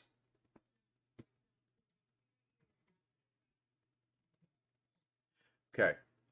With that, let me just get the freaking. I'm slacking tonight. Okay. Think we can see it all. And then Monty, I think you're bringing up the rear, right? Oh yes, I am. Okay. So, no, you're not last. Oh. No, I'm not. I thought you said rear. I think you meant rears, and I'm next. Oh no. Yeah. Sure. Yeah, you're next. Okay. I thought you meant rear as in he's all the way over there at the back. Perception is everything. Okay, so Monty, you are up. What are you doing? Okay. I'm gonna. So first off, let me pull this up. Okay, I'm gonna get to the bottom of the wall, right? Like I'm gonna, walk all the way down. You said 60. What? You said 60 feet. 60 feet. 60 okay. feet. I'm gonna dash for my action. So it's hold on before I move you. So it's we'll say 15 feet to the wall, and then. And where's the doorway? 60 feet down from here. It's right up north of you. Okay. This is the door. Yeah, I'm gonna kind of open the door in an hurry because I just saw a big fireball. So just for clarity, it is 75 feet to get to the door. Sorry, because it's 60 feet. Well, yeah, I have 70 feet of movement, so I guess for my you could drop down. You want to roll an athletics check? If I had giant smitted, because I'm planning on giant smitting. Oh, you're just into gonna the giant fight. smite. Okay, so you get like 65-ish feet into your movement, and you're like, giant smite. That's fine. No, I meant if I'm kind of saying I'm gonna fall anyways, I may just like 60 feet isn't that bad, right? Like it's Yeah, no, not that. it is. Remember, Oh. I have different homebrew rules for falling. So Oh, that's right. your minimum damage I is remember 30 that. if you're shit. falling. I can. You can look. You can bonus action dash, or you can action dash. Get your 70 feet of movement. Get up to like 65 feet and drop from there 15 feet down to get in front of the door. Okay. And what did we say about movement with giant smite? Because I remember at the sewer area, I remember the sewer because it was whenever I carried one and all that. Yeah. I got more movement because of giant smite. How much more do I get? I forgot. Correct. Do you cast giant smite while you're on the wall or after you drop? After I drop from PTSD of the cave. Roll me your athletics check first to make sure you don't fall prone. That's what the athletics check is for.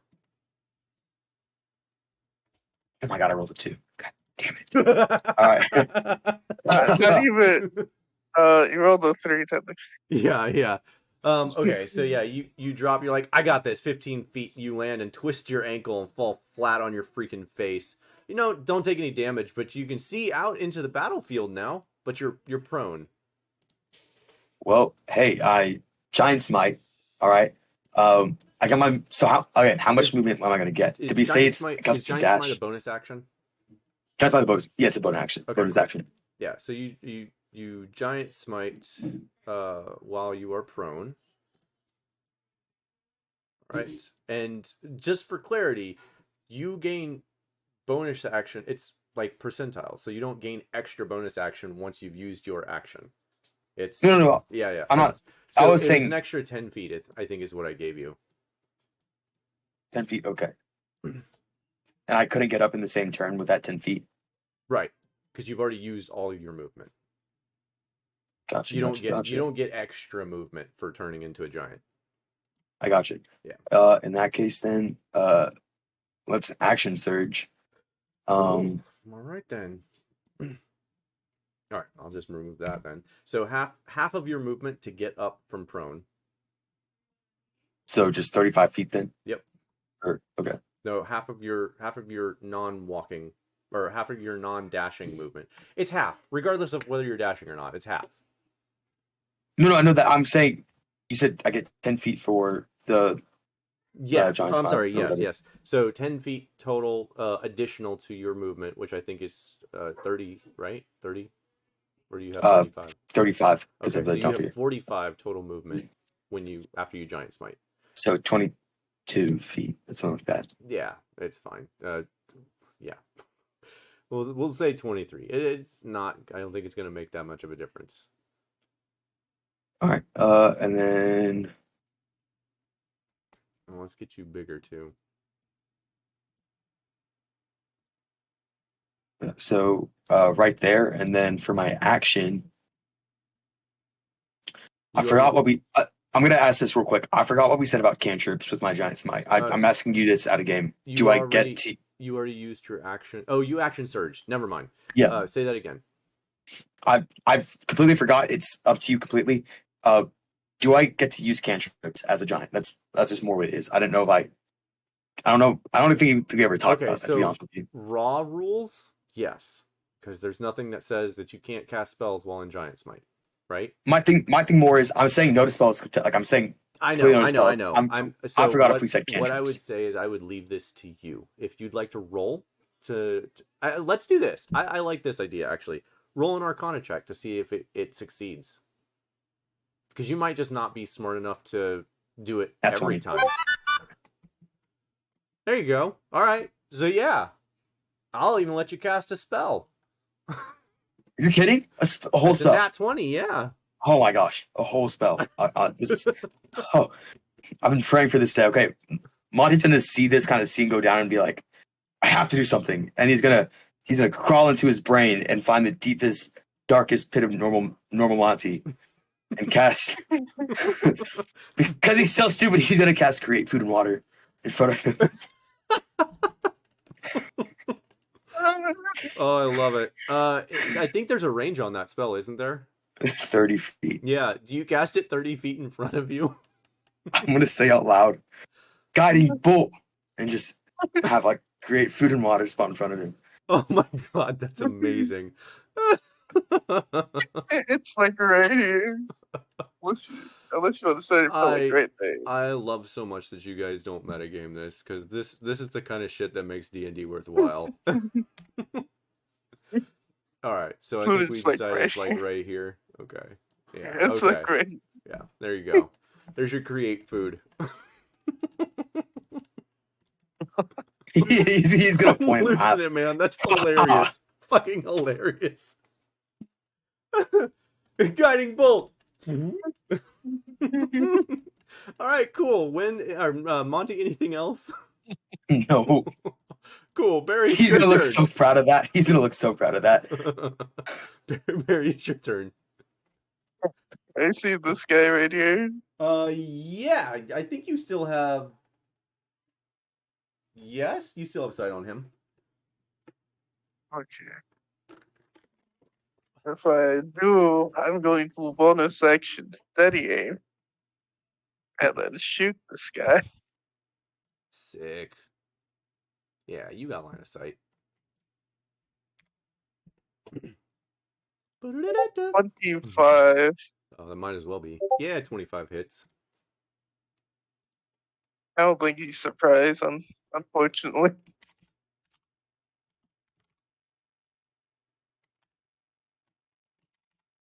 Roll pool, you think. And then sneak attack, because I have advantage. And then the big bad hasn't taken its turn yet, so I do another 2d6. Wow, these are pretty low rolls.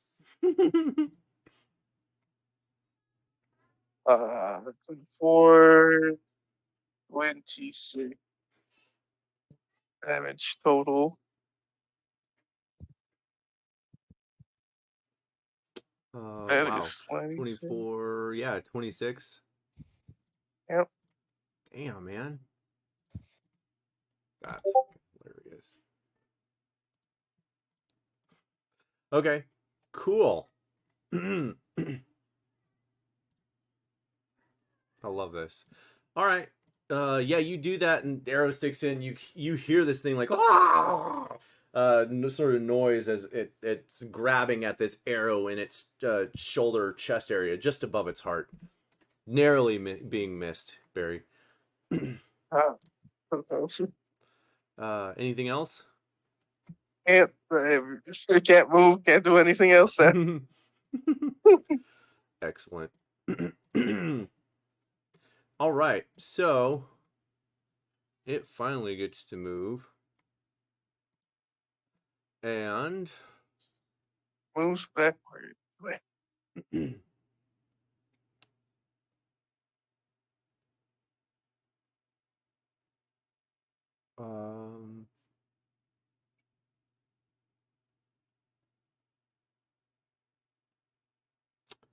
Ooh. Yeah, no, I think so. Yeah, I think. I don't. No, I don't like that sound. I need for. Yeah, I was just about to measure that. I like how I. No mind blast for me. What mind blast? Sorry, never mind. Oh, never mind. Oh, I caught you red-handed. Oh no, I've just like played so many D&D games with mind blast, like with fucking mind flayers. Oh, okay. I just know what it is by heart now when you drop a little cone.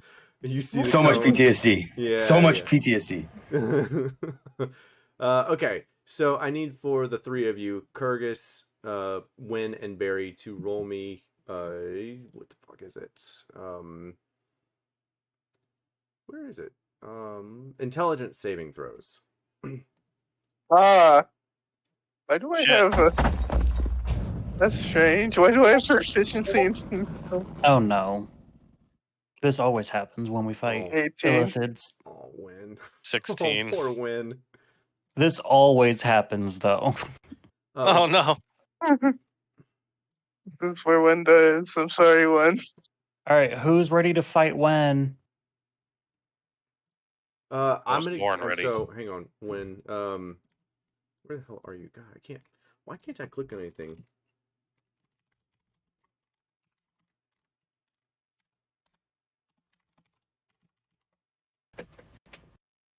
All right. Win goes down. Everyone takes, where the heck is it? 17, I think, points of psychic damage. Oh boy. Yeah, 17. 17 points of psychic damage. Except for Monty. You said 17 points Yeah. of psychic? Yeah, 17 points of psychic. Yep. Ah. Unconscious. Cool. When you stay up with 1 HP, and you are now under the control of this creature. Oh. Well, who's ready to fight when? When not me. when like so when I'd like for you to describe, you think like movie style, you turn around and you like you're against them now. How would you describe that?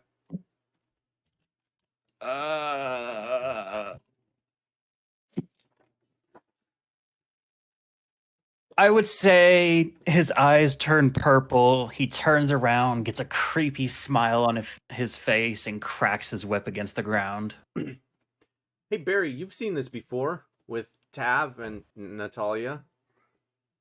This is not great. I'm scared now. Also, oh God, oh God. How It's how only, do we do the fall damage? It's only above 30 feet, so it's only 2d6. Okay. Not too bad. Yeah, I felt like doing it at any point is a little OP. Yeah, so I almost 11 maxed points. And you do you can roll me an athletics check, but I'm pretty certain you're gonna fall prone. All right. What do you go? 15. 15. Oh, all right. No, you stay up. You just like roll your ankle really bad. Ow. Okay, so you take 11 points of, we'll say, bludgeoning damage as you fall. And Barry, yeah. So that happens, and this guy moves out of line of sight. No one can see him anymore.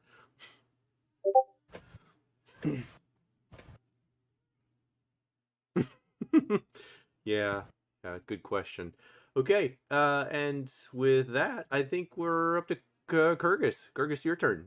Give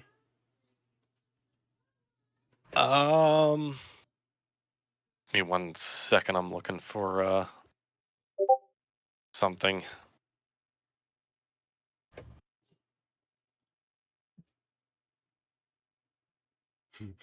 All right.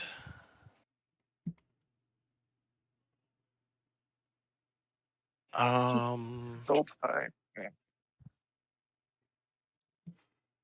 I'm going to cast Sanctuary on Wen. Ooh, okay. This should be an interesting interaction.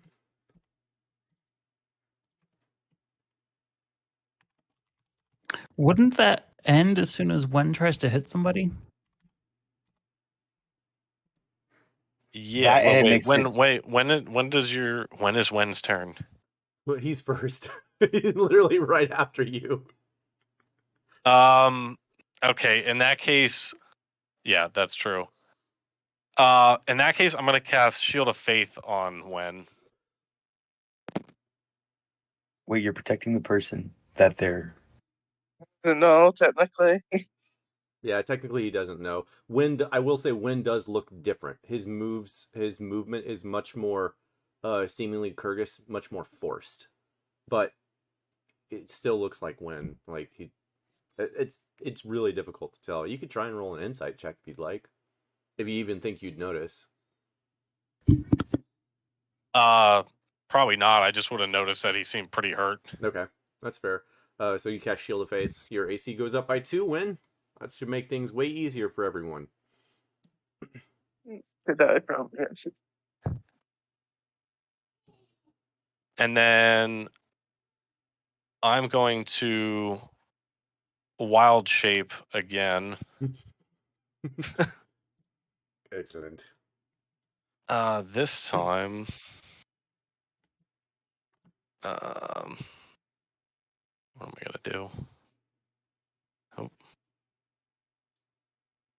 sorry, I should have planned this a little better. Yeah. I'm going to. How it always goes.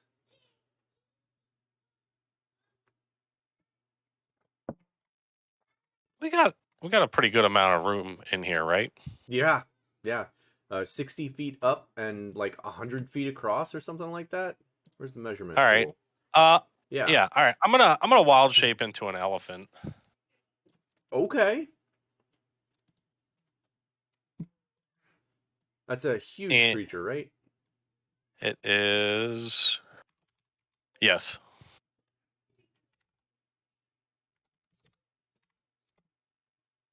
We'll do Lord of the Rings. It's an elephant.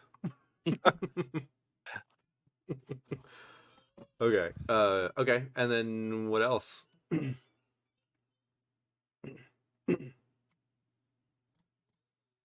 I'm going to run up next to Wen, and I think that'll be it for me. Okay. Cool.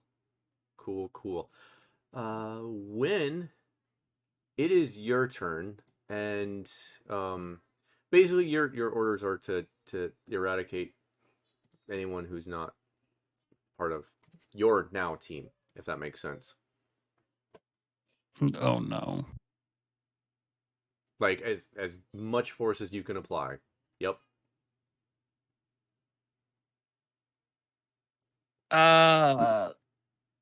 It's obvious that Kyrgyz doesn't understand what's going on, right? Yeah, because while you were doing that, I was changing back into Kyrgyz and falling to the ground. So I didn't notice. True, very true. Forgot about that.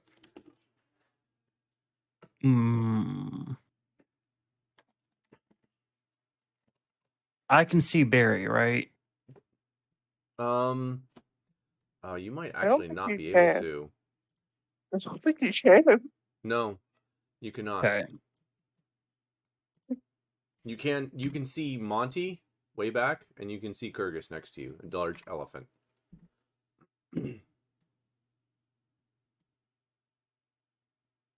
They definitely saw. Sorry. Oh, okay. Fun Fun fact, Win. You can't see Barry, but you know exactly where he is. Yay! So Wen's gonna ignore Kyrgyz and charge at Barry and crack at him with his whip. Okay. And this is how Barry actually dies. Divine Smite, Psychic Blade. Yeah, the whole 9 yards. I'm sorry, Barry. I have damage. I'm sorry, Barry. It is half damage. Okay, cool. So just you don't have to roll double everything if you don't want to. It is fun to roll double everything, so you can if you do want to. He's only going to take half damage. I just want to do it for Divine Smite and Psychic Blades. That's it. Oh, we just need to know the actual number, so don't roll double for everything if you're going to roll double. Okay. Well, luckily they have a crit damage button. Luckily. Oh my! Probably am down still. God. But I was more concerned he was going to flat out kill you. I mean, he might still. No, I don't think he'd still. I don't think he'll still do it. All that half. Yeah, that's all that is half. Hold on, I need a calculator. I'm not the one with my 74. Cut that 48 in half. plus 19 plus 7. That's 74. Yeah, 27. Or I'm sorry, 37. So yeah, Barry, you're not dead, but you're unconscious. I'm just down. I'm down. Yeah. So Barry's down. Wen's on a 20s or nothing roll, apparently. It seems like. Hey, you and Barry must have switched dice. Yeah. Hey, Barry, you want to trade? I got the druid die. Okay. I don't have that, but sure.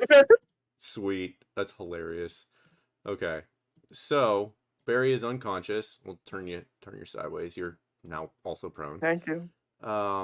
Wait, Barry has that bursting armor on him, doesn't he? Oh, yeah, but your whip is 10 feet, isn't it?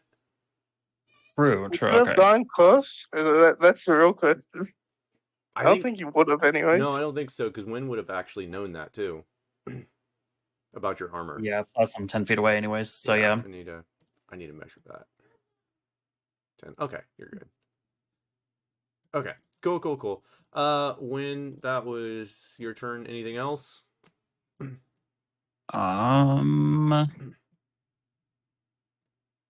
You know what? I'm also gonna cast Shield of Faith on myself. Is that a bonus action to cast? Yes. Jesus. All right. So you wait. Hang on. I did something by accident. Hang on. I sent something. Kurgus, you cast Shield of Faith. Hang on, Barry. Kurgus, you cast Shield of Faith on Wynn, correct? Correct. Okay. Just for clarity, when you know that this is cast on you, you watched him cast it on you. You also I don't think he's gonna leave it up after he just saw me smite Barry. Oh, that's fair. Okay, that's fair. Okay, I'll take that. All right, now Barry, what were you saying?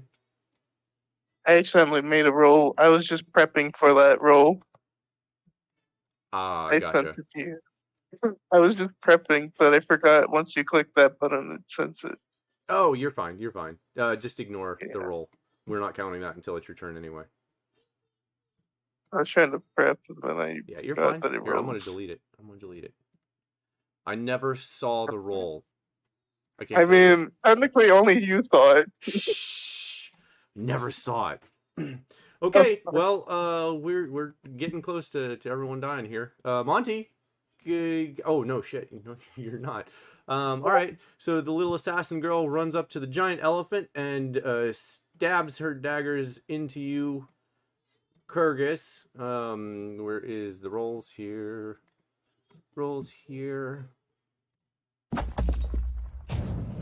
A 19 and a 21 to hit. They both hit. Okay. And that is 8. Wow. Max damage twice. 16 points of piercing damage, and I need for you to roll me a con save, along with 12 points of poison damage. FYI, when you are still poisoned. Oh shit! That would have been disadvantage then. Barry, okay. So Barry, we'll still say Barry might still be alive. Yeah, just roll another d20. Fuck, I totally forgot that.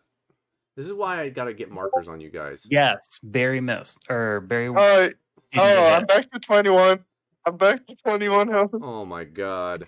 Alright, so you missed. Well, that was fucking lucky, Barry. Well, try not to sound so disappointed. Well, I just meant, like, I hate retconning stuff. I feel bad that I had to do that. Kurgus, you are poisoned as well. Alright. I'm gonna mark it this fucking time. Can't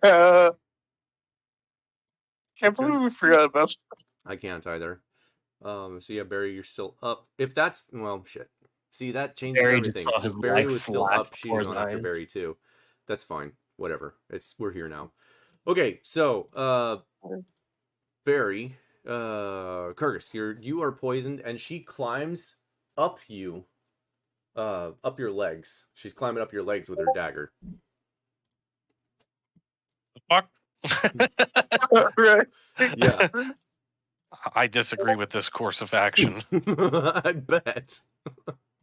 It sure doesn't feel very supportive.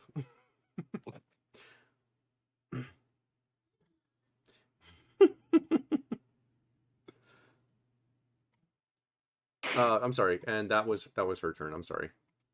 Yeah, I was gonna say I just gotta let her do it for now. Yeah. Monty, it's your turn. Okay, so real quick, within that 20, can I still cast stuff in the Strats Matter, or is it reset? It resets. You'll have to. Okay, that's what I was asking. Okay, I'm not gonna try to do anything this time. I feel like I was pretty proud of what he did. I'm just gonna.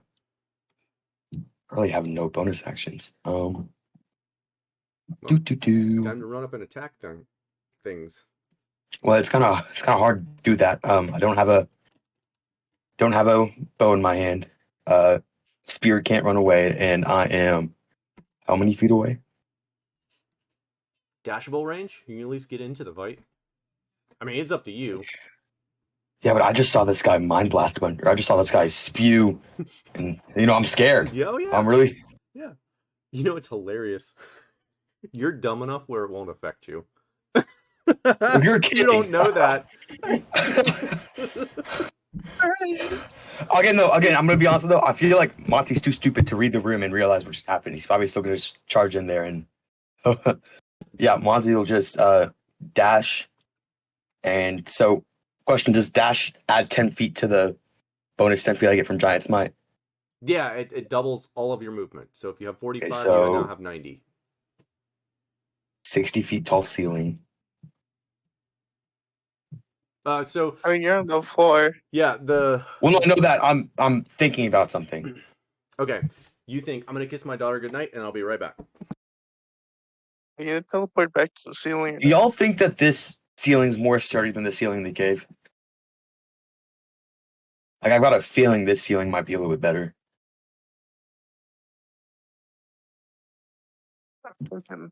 I don't know about that. I'm in Honestly, towards the don't. ceiling. Where's the mind flayer at? Is he below you? Or...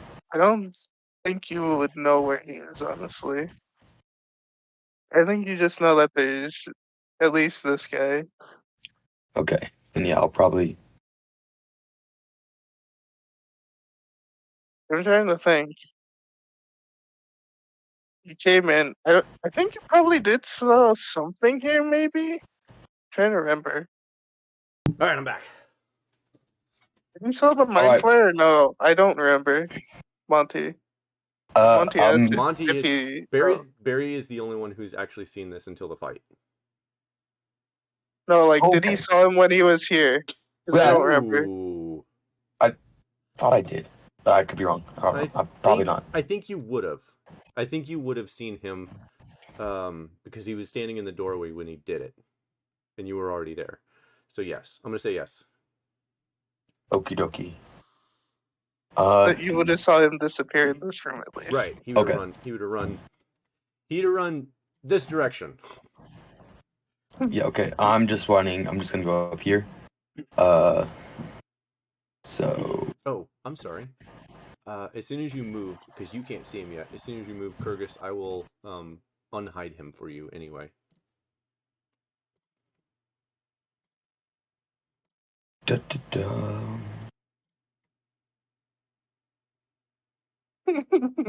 I really have no bonus actions whatsoever. I don't really think I can do anything for what everybody else is doing with their bonus action and cast Shield of Faith on Wen. Well, I'm kind of a 60. Yeah, because that's what I did. I'll get in front. I'll see everyone just kind of doing this shield because I'll know what Shield of Faith is because I do it so much. I'll see them cast this and be like, hey, and I'm gonna get right in front of Wen to block everyone from Wen. Like I'll put my body right in front of Wen to kind of block them from everyone else. So right here. Oh, okay. Don't worry, Wen. Yeah, I'll just get right here so that this person has to hit me before they can get to Wen. Oh my god, hilarious. Okay, yeah, you have no idea either. Barry, you know the Wen is turned. Just for clarity, Barry, Wen looks incredibly badly hurt. All right. Monty, all it takes is one bullet. Yeah. Anything else, Monty? Nope. Barry, you're turned down Wen. Okay, I will. Please don't, because I have a way of dealing with Monty that's going to be funny as hell. Oh, okay. Oh, boy. Figure it out. Barry, what are you doing? The question is, I feel like, I don't know. You know what? I'm trying to think. I want to... You know what? I'm just gonna say, guys, one's being controlled as I run away. All right, which I'm going to bonus action disengage. Okay. And move. Let's see. I move 15 here, and then another 10 here. So I can shoot the person climbing Turgis. Oh, don't roll in that one. You know what? Just because you said that, it's gonna happen now. Here we go. 11. 11. It was a 2. Yeah, they don't have high AC, but they do have higher than that AC. I cut it close though. I almost hit Turgis. You almost. Okay, yeah, Barry, you fire up and she like swings to the side, and you narrowly miss her hitting the potion behind, and as you hit one of the potions, it falls to the floor and just, and you see this smoke kind of like evaporate onto the floor, coming from in this room. Was not my issue. Yeah. I did say that one's being controlled, right? Yeah, you did. Barry would have yelled out, Wynn's being controlled. By the, No, she's fine. I'm gonna kind of like point to Wynn, but behind me. She's good. No, Wynn's fine. Trust me. And I'll give you a cookie. Oh. And I'm gonna point to the food over there. Do you see that guiding bolt over there? There's more than enough cookies over there. There are no cookies in it, by the way. I know that. He's just gonna say that because he sees food. Yeah. Silly. For them. God, that's fucking hilarious. Okay, Barry, anything else? You know what? I'll move 5 more feet because I didn't use 5 of my movement. Okay. Oh, God. I'll move closer to the food.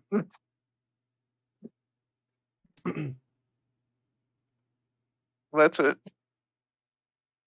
Okay, cool. Oh, man, he is...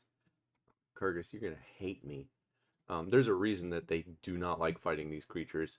Kurgus, you can see him. He can see you. Just for clarity. So fantastic. Kurgus, the room is exactly how it looks. On the right side, there's like a wall of tools. On the left side is like potions and other knick-knack alchemical sort of deal. On the back, there's a desk that's got something laid out, a bunch of scrolls on it, and a chest to the left of that. He's standing right behind like the workstation area, and you see him look over at you. He looks incredibly badly hurt, by the way. He looks over at you and points a single finger, and you hear inside your mind, "You are dumb." And I need for you to roll me an intelligence saving throw again. Oh no. I know this spell. I think you would have saw Kurgus turn into an 14. elephant if you were right here. I'm going to be honest with you, Monty, if you actually did say that. Unless it's still in character, which is funny. That is the spell he casts. Evilman.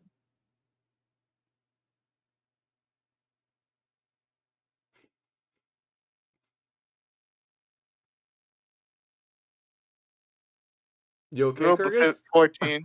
You rolled the fifth 14, I think, right? Yeah, Kurgus? you failed. That's the spell he cast.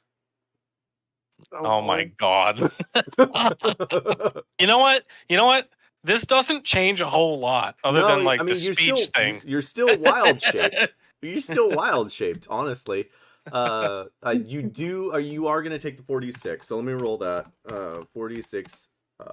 So you're gonna take 13 points of psychic damage. And I think you are still, because you've already cast the spell and it's not concentration. So you are still an elephant, but you can't communicate and you won't be able to once you turn back to Kurgus. I wonder if you heard what I said before. Fantastic. It's gonna be great. You're gonna come back and you're gonna still be speaking elephant. That's what you're gonna do.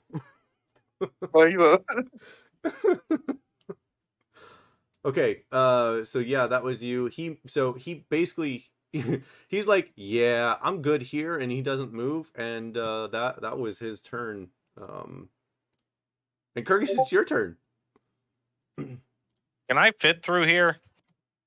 As the elephant, you can certainly try. I don't think that you can really fit, but you could probably force your way through if you wanted to charge in. I mean, would that be like an action to do that, or? Yeah.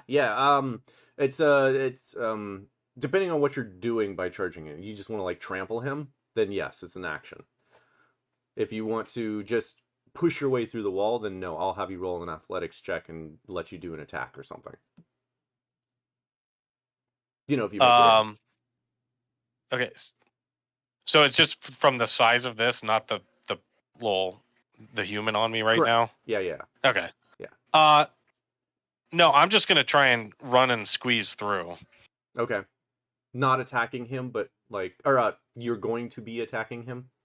Yeah, I will be attacking him. All right, so roll me an athletics check, and I will give you with advantage because you are mighty. One. Oh, that 20. Let's go. All night long, y'all. All night. Oh, did he freeze? Probably. I mean, I think so. He It was. wasn't even during a description. He was describing Kurgis. What do you mean? So, as I was saying, no, I'm just kidding. Yeah, nat 20. Obviously, you succeed. You describe how you break open like the door like completely off the hinges, or however you want to describe this. Well, after he hits my brain, I just don't understand what's going on, but I know it came from him because I heard him in my head, and I just charge through the door and try to like rip it off its hinges as I get over to him. Yeah, you do, and because you're charging through this door, let me roll a nice. Kurgis, you're still gonna take 3 points of slashing damage, but you rip the woman off of you, and she falls to the ground as you charge through, you slamming her into the door, essentially. Nice. Yeah.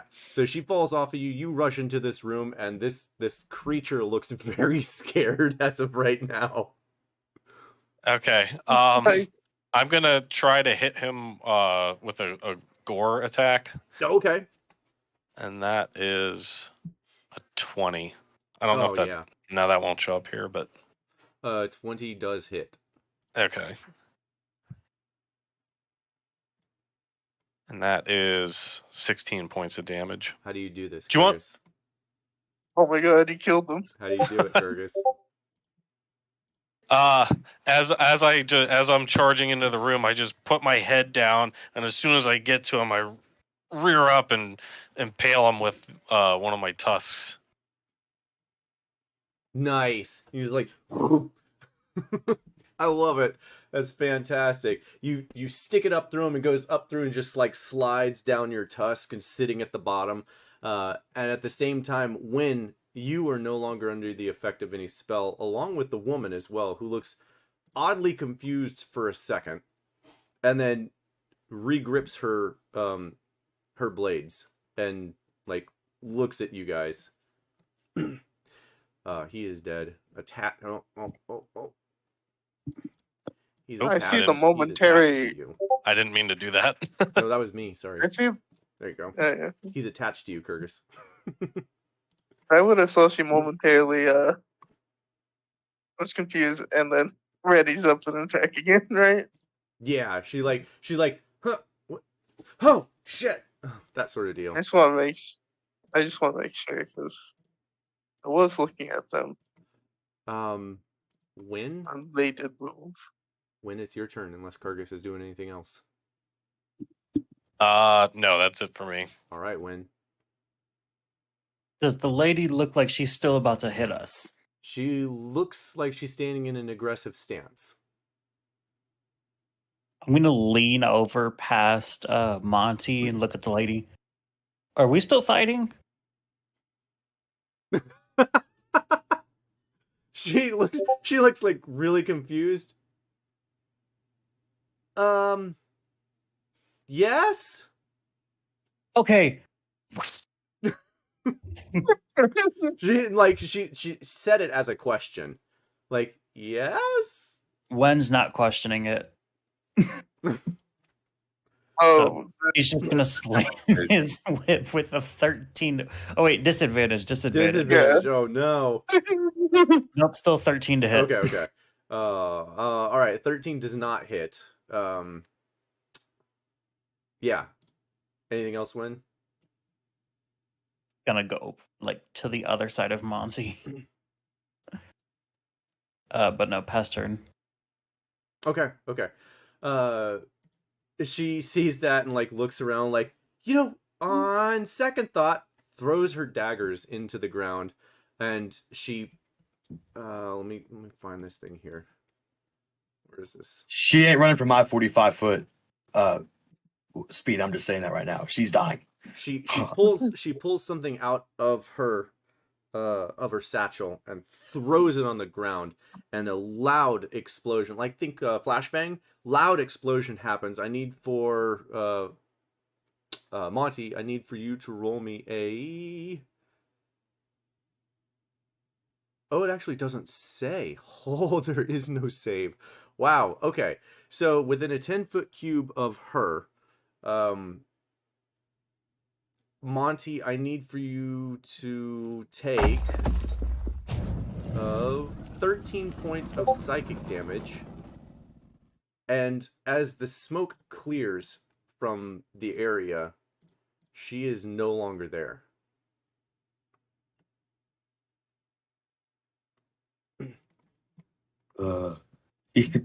Is it my turn now? Yes, we're technically out of combat. Oh, okay.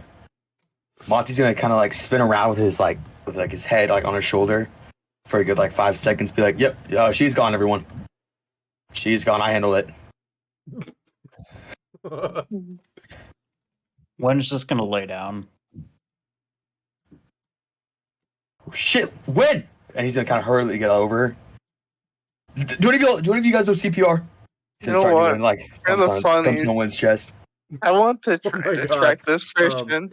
Monty, roll me a medicine check, and or a strength check if you'd prefer. I have a +9 medicine. Okay, 19, and I can't. No, get the 4. I can't cast guidance. It's a spell. Yeah, forgot that. 19. Yeah, 19.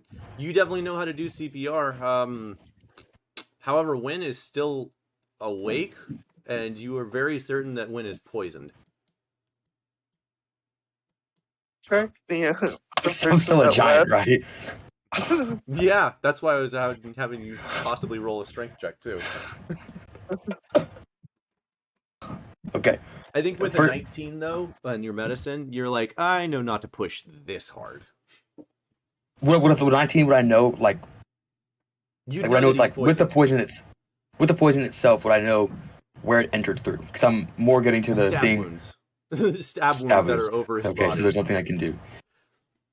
I'm gonna kind of like back away. No, nope, I'm not dealing with that.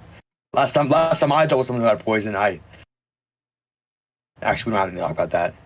Just I'm not touching you. That's just all it is. Nope. All right. Nope. Kurgus, what are you doing? I'm gonna walk over to the wall and kind of just like brush backwards against it with my tusk to try and get this thing off of me. Okay. As you make your way over towards the desk area-ish, you can see that there is some sort of map of Londa on the table. There's a whole bunch of what look to be maybe spell scrolls? Some sort of enclosed scrolls. You don't, with your intelligence, you don't know what type of scrolls they are. You do know that the map on the table has a map of Londa. It has many other markings on it, but you're not sure what those markings mean. Since you're looking around in here, the chest looks open and ransacked as well. You can see that things have been thrown out onto the floor. behind you, the tools have been picked over. There's not many left. And on the west wall, there's like 1 or 2 potions, maybe. But you don't really know. They're just colorful liquid to you at this point. You do manage to start moving him off of your tusk, kind of in the wrong direction though. You start to like rip his body in half as you're like trying to get him off. That's fine. I'll just, saw back and forth till I can smush him off. Or Oh my god. it's all right if we make a little paste. I mean, either way, he's getting him off. Yeah. Gross. Okay, so Barry, what are you doing? Thinking, you know what? I just want to see if I can check to see where this person left. Okay, roll me a survival check. Let me fail this now. 11. You can see that there are initial footprints headed south, but you lose them really quick. Like it's like this, and then you lose them. So she was here is like this. Oh, straight lines, really? Man, it's like this, and then you lose them immediately. Time to go in with Kyrgyz. Okay, cool. So same thing for you, except you get a little bit better descriptions. You walk in, you see the giant elephant that is Kyrgyz ripping this body in half off of its tusk. To your left looks to be an alchemical room, maybe some ingredients, maybe some potions. It's hard to tell. It's been ransacked. The one to your south also ransacked. The chest ransacked. However, the table has. Are you walking closer to the table? I'll walk closer to the table. As you walk closer to the table, you realize that there are some spell scrolls all over the table. There is some parchment that's blank, looks maybe possibly that it was written over, like if you were to take an etching, maybe. But there is also a map of Londa that has definite marks on the south side of town, marking the Carthian airship. Yeah. The cat said hi. Yeah, 1 second. I think I'm just going to pick up all the scrolls and everything up, I think. You starting to pick everything up? Yeah, all the scrolls and the map and the paper. All right. One's just going to lay on hands himself so he's no longer poisoned. Okay, cool. And you'll recover that.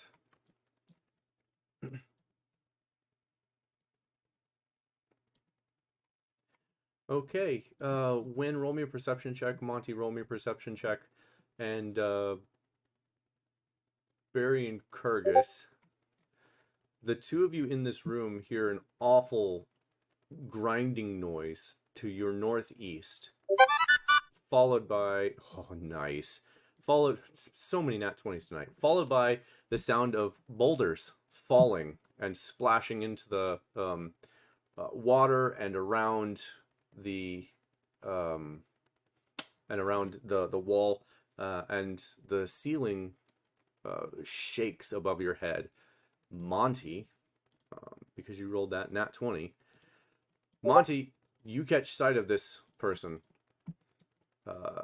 You look over as you hear this grinding noise, and this person has grabbed the sconce next to the south pillar, had pulled it down, which removed their invisibility, and they are rushing south. From there, real quick. So are they before after your description? Are they already gone? Because if I want to try and do something before, I would say they're about right here. You have one opportunity to do something. If you tell when they're there, when can get us there? Monty's too stupid to do that. Hell, I don't really know you, but you let me cast Scotty Bolt earlier. I wanted to do it again. Please. He's just gonna start just to say out loud. And what do you cast? Roll me an Arcana check to see if you cast it, first of all. And I wanted a straight line. 16. Cool. A 16? Yeah, I think so. Okie dokie. Command is a 60-foot range. It is how far away? Oh, easy. They're probably low on hit points. I'm gonna cast Ray of Sickness. That's +9 to hit, 48 damage if it does. Okay. Go ahead and roll the attack. And just for clarity, 16. Just for clarity, she never actually got hit. She didn't? Yeah. Nope, no one hit her. Oh. Hey, 32. Let's go. 32. 32 damage or 32 to hit? Oh, 32 damage. And Oh, I got 12 damage. 16 to hit. 16 is the AC. So yes, you do hit. So that's 12 plus you said 32? No, it's 12 damage. I was saying 32 damage, and that's nice damage I could do. Oh, I gotcha. So 12 damage. So 12 necrotic damage. She's hit in the back and cries out, which when you would then see her running this way, and you see her grab something on the wall quickly, and the door, a secret passage opens. Before she runs, though, Wynn, I will give you one opportunity. However, I want to be very clear that the surrounding area is now rapidly rising with water from the river in front of you. Whatever she did seems like let loose a torrent of water. I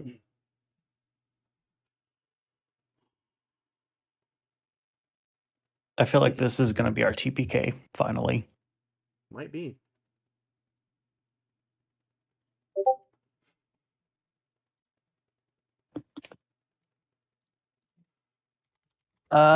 Barry, watch after Kyrgyz, and Wen's going to grab Monty and dimension door us into the secret passage in front of the person. Hey, I'm a large size. I don't know if that matters, but I am large in size, which I think. Can go one size larger than I am, and I'm medium. So it's Gotcha. That's what I was asking. Do you also need to have known the area or seen it? I believe Dimension Door just specifies direction and distance. Let me check. Okay. So I would like for you to mark on the map where you're going to Dimension Door him. Even if you can't see it, go ahead and mark it.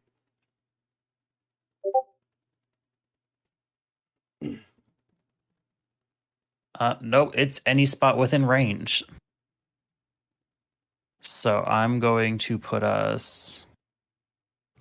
The secret entrance is right here, right? Wow. Wait. It can be any place you can see, one you can visualize, or one you can describe stating the distance and direction, such as 200 feet straight down, upward, blah, blah, blah. So yeah, you still have to give me a location where you are, because you don't know this area. You've never seen it, and you don't know exactly where that spot is. But we saw the secret passage open, right? Correct. So the secret passage is right here. So yeah, we're going to teleport right in front of the person. I need you to mark on the map. You're going to have to... I need you to actually make a marking. How do I draw? There. Right, I can't see where I'm drawing. So, is this drawing? I know. That's why I wanted you to mark. So, and Okay. this is why I wanted you to mark. Okay. I'm going to open up this map and show you where you just marked. Oh no. Oh, You boy. said Because that's where the you can't secret see tunnel is. You can't technically see it. So, that is where you marked. I don't know, but I think that's probably bad. Maybe? It's not Why- the greatest, but it's not the Why didn't you worst. just do right here? Because I want it to be in front of the person. It's fine. I have It's fine. a 45-foot walking distance. All right. They were not outrunning me. No, they were gonna outrun you. They were? Yeah, That they was were. a dash. They're like 100 feet ahead of you. Well, look, but if I Anyway, dimension door right here, All I had right, 45 so, feet of movement. Anyways. Since you cast the spell, I would like for you to roll me a 4d6. Yeah, 4d6, and roll me a con save.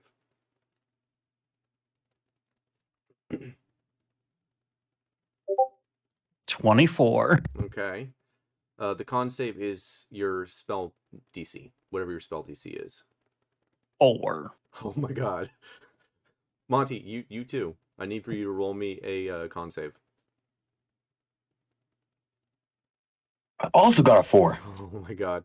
All right, both of you are going to take 24 force damage as you are teleported inside of this wall and with no other place to go, forced out of the wall and onto the surrounding area, directly into the path of this person, of course.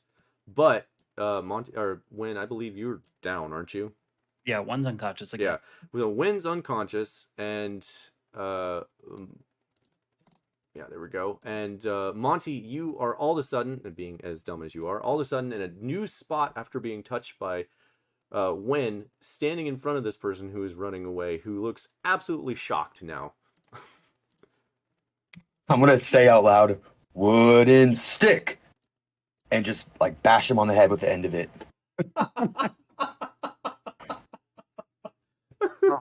I heard wouldn't stick. And then it dawned on me what he was saying. Okay, yeah, go ahead and make that attack roll. And while you're doing that, Barry and Kyrgyz, what are the two of you doing? Barry, it's pretty clear now that you can hear the water rushing and the sound has kind of stopped.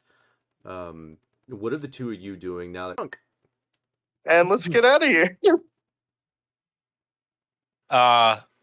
Barry wouldn't know that. I don't think with his 9 intelligence. I'm gonna walk over here. You okay? And just kind of paw at the trunk. Yeah, this is how Kyrgyz dies again underwater. Kyrgyz, come on, let's get out of here. I'm gonna want to carry the trunk. I'm gonna wild shape and turn back into Kyrgyz. Is wild shape a spell, or is that an innate ability? It's just an ability. Okay, cool. Well, I would just be like undoing it. I got but you. Yeah, it's not a spell. Yeah. Okay, so Barry, roll me an insight check, and Kyrgyz, what do you currently look like as the body drops to the floor when you turn to Kyrgyz? What do I look like? Yeah, like, are you confused? Because remember, your intelligence is still like... No, I just have a big smile on my face, and I'm not looking at anything. He's like staring into the wall, smiling. I'm gonna start following Barry. Oh, okay. All right. So you're leaving the body. Let me detach this thing. Detach. Get off of that. Oh my god. Okay, cool. All right. And you're following Barry. Barry, where are you headed? Oh boy. I'm thinking, do I want to do something stupid? Whenever Barry says that, I'm like, yeah, he probably is going to do something stupid. That's like Barry's line right there. Yeah, Monty, you can go ahead and roll that. Oh, I did. I rolled a 18, I believe, or 19. I rolled a 19. And that is 8 plus 8, so 16 points. So I wanted to. We talked about this earlier. How when I do my channel divinity, it looks like I'm kind of like sucking the soul out of them, or whatever, something like that. Something. I want to get them to like 1 hit point, to where they're like beaten by a pool. Is kind of what I'm going at right now. Well, I need for you to roll me a what's the thing on the dice? A 5d6, because they failed their strength save. Oh, I thought it was a flat 19, or flat 18 or 19 or 20. It said the attack roll. Oh, right. Yeah. I'm sorry. Where the hell is your stick? Dude, I should have taken notes on that stick too. What is it? Oh, if you want to do that, that's totally fine. I just thought it would have made more sense. No, it that's what it's for. I just don't have it in front of me. But you rolled a 19, didn't you? No, I rolled a 13 flat. I got a +6 because of the extra thing. Oh, I got you. Yeah. Okay, so yeah, that doesn't happen then, and so yeah, they take the stick right in the face, taking 16 points of damage, and you see her like, she's like looking behind her, like, shit. And she is going to not succeed on this. She's going to rush and dive, try to dive in between your legs to get past you. And I'm sorry, Win, she slams into Win by accident trying to get past. Win, you're going to take 1 point of bludgeoning damage because she's not paying attention. She's trying to get past Monty. So I'm sorry about that. And she's going to stop right underneath you, Monty. Okay, I'm going to pick her up like by the throat with my big hand, not my little small guy hand. Not my stick hand. Yeah. I'm going to pick her up, pin her against the wall, and go, do you want some of my guiding bolt, or are you going to talk? Let's see. Let me go, or we're all going to die. Sounds really. I'm going to guiding bolt you so hard, you're going to be so guided bolted if you don't talk right now. And I'm going to kind of squeeze a little tighter. Let me go. We're all going to die. Yap, yap, yap, yap, yap. I don't want to hear it. All right, Barry, where are you headed? Okay, good. Here's something stupid. Okay, I like I'm stupid. gonna bonus action dash. I don't think the half of the body's small enough for the sack of shifting to just put in. Ooh, okay. You're gonna take the head, aren't you? If I can, I will. I'll try to put the head in and try to close it to see if it cuts it off. Oh. I need to. I don't know how it works. I would love to give you that, but that would be such a mechanical flaw on my part that you guys would end up abusing the shit out of that. Yeah, you try and close the bag, but the bag doesn't close all the way around it. Yeah, I was just originally gonna just grab him because he's half. I'm assuming it would be like at least half. You can just carry him. Yeah, I'm just gonna carry him. Okay. I don't know if that's gonna reduce my movement or not. That's the thing. No, because you have that strong build. Oh yeah, okay. So I'm gonna grab it and then move. I think I moved like 35 to here. Yeah. That would leave me 25. Okay. Yep. We're gonna go 25 here with fun. We're just gonna assume I have the body. Yeah, no, I'm gonna attach him to you. That way I don't forget. I will make it smaller though. There we go. Yeah, because it is technically half of the body. It is half the normal size. We'll make it even smaller. There you go. That's all right. So Kyrgyz, he's like, follow me, and he runs away, and then he like turns back and goes to grab the body. What do you do? As soon as he runs back in here, I walk this way a little bit and just kind of gravitate towards the torch. I'm just staring at the torch. Oh man, you play Feeble Mind so good. I love it. Okay, and you rush back, Barry. As you make your way out, you'd realize that the water is now at the cusp of the trench here. Oh boy. I could either risk it and think that this is possibly safe, or we just go here and hope that the water rises us up to here and go through there. That's a 50-50 chance, honestly. Yeah. I mean, you also have the ability to attempt to cross the bridge, too, but it's up to you. We technically don't know that this is here, I think. At least I don't you're right. know. I don't think you actually know that. That's right. Good call. Yeah. Therefore, I was right in assuming to go this way. Okay. Do you take the door then, or the room where you already came from? If we die, I'm fine with it. No, you know what? No, I would go through the for sure exit because, Okay. I'll try to go through this way. Okay, that's fair. Here's to hoping Kyrgyz remembers how to swim. Okay, moving on. So you're gonna run that way. Kyrgyz, do you follow him? Yeah, but not nearly as quickly as he's. Oh. Okay. Oh yeah, just There we go. So Kyrgyz knows. I'm moseying on over.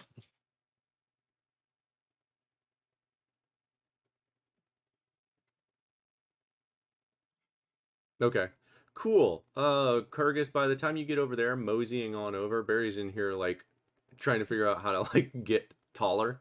The water's already up to your ankles. I start splashing around. I'm gonna get up on one of the benches and then jump off into the water. Oh boy. Kyrgyz, roll me an insight check with disadvantage, and we'll get back to Monty, who is still trying to figure out what this person is doing while she keeps telling you if you don't drop her and run out. Oh my god. Yeah. If you don't drop her and run out, everyone, you're all gonna die. Meanwhile, at the same time, because now that we've caught up to time here, Monty, there is water coming up to your feet right now, covering the very bottom of Wynn's body. Not his mouth or anything like that, but just barely touching Wynn's body, all surrounding it. Okay, bud. I'm gonna let you go, but you promise not to run away. And I'm gonna like point at them with the stick. Yes, you just drop me. Okay, I'm gonna do it. I'm gonna say like really slowly as water keeps rising. I'm gonna drop you. I'm gonna do it. I'm gonna like slowly just take him down. Okay. And I'm gonna pick Wen up, like by the side, kind of carry him like a little log, and just tell him, "All right, you follow me now, okay? Or else I'll stick you. And you don't want to get sticked by me." As soon as you release her, she runs. You get an opportunity attack, but she is running. I told you not to run, and I'm gonna. She ain't letting you take her alive. Wooden stick. 19 to hit. 1d8 plus 2. 15 damage. Plus 16 from my channel divinity. All right. So 31 damage. Oh, that's it? Just 31 damage? Yeah, just 31. Actually doing 31 damage. Yeah, I'm gonna say like I really didn't want you to run away, and I'm gonna like lightly tap her, but then like but accidentally, like on accident, use my channel divinity. Be like, oh shit, what did I just do? As a giant. Oh, oopsie. Because he's never actually had that channel divinity yet as a giant. I got you. Yeah. It's just as an accidental like discharge. You hit her in the back, and she rolls forward, catching herself, gets back up on her feet, and continues running, and runs up the stairs out of sight. Meanwhile, you were able to follow that line when you were still unconscious. Let me attach. Oh my god, I can't click. Yeah, can I? Do you want to make a death save, or am I just staying? Oh, I'm sorry. Yes, please make me a death save because we haven't done that yet for you. And Monty has picked you up, and you guys are headed out this way. It's just a flat D20, right? Yes, correct. No modifiers, nothing. Okay. Send it to If you DM. can roll it just to me, that'd be great. Cool. Love it. All right, cool. Meanwhile, Barry, you rush into the room, start looking around. Water's kind of up to your ankles already, and you realize Kyrgyz still hasn't made... Yep. I'm going to let you guys kind of this. It's going to take roughly 10 minutes. No, it won't. It'll take roughly 5 minutes for this entire area to fill with water high enough to get over that wall. Now, I'm going to let you guys RP this because I don't know if Kyrgyz would know how to swim. I'm gonna grab Kyrgyz and say, "Follow me, follow me." All right, I'm gonna run in here with you. I'm gonna say, "Just copy me as I hold one of his hands." Oh wait, you know what? I'll try to hold on the rock and then say, "Hold on, like do this, okay?" All right, so I'm gonna climb with water. I'm gonna put my hands out straight in front of me and put my palms flat up against the wall and kind of push. I'm gonna hold them. We're gonna. You know what? While we wait, I'm gonna try to cut off the head. Okay. You do have time to do that. So you can cut off just the head and put it in your bag if you'd like. Yeah. I'm leaving. Now I just have the head. Okay. Hey. Yeah, we'll just drop it. That's fine. Okay. Yeah, I'll let you guys figure this out. Because if you don't figure it out, Kyrgyz ain't gonna make it. I'm gonna grab him by this, like the back of his shirt, and be like, "I'm gonna pull you, okay? Is that fine with you?" Because I'm basically I just smile and go, ah. I'm gonna hold the wall and hold on to Kyrgyz and try to keep him above the water. That's what I think I'm gonna try to do. Okay. I'm gonna splash a little bit in the water. Yeah. He's having fun. Yeah, he's just having fun. Meanwhile, Barry, roll me an athletics check. Boy.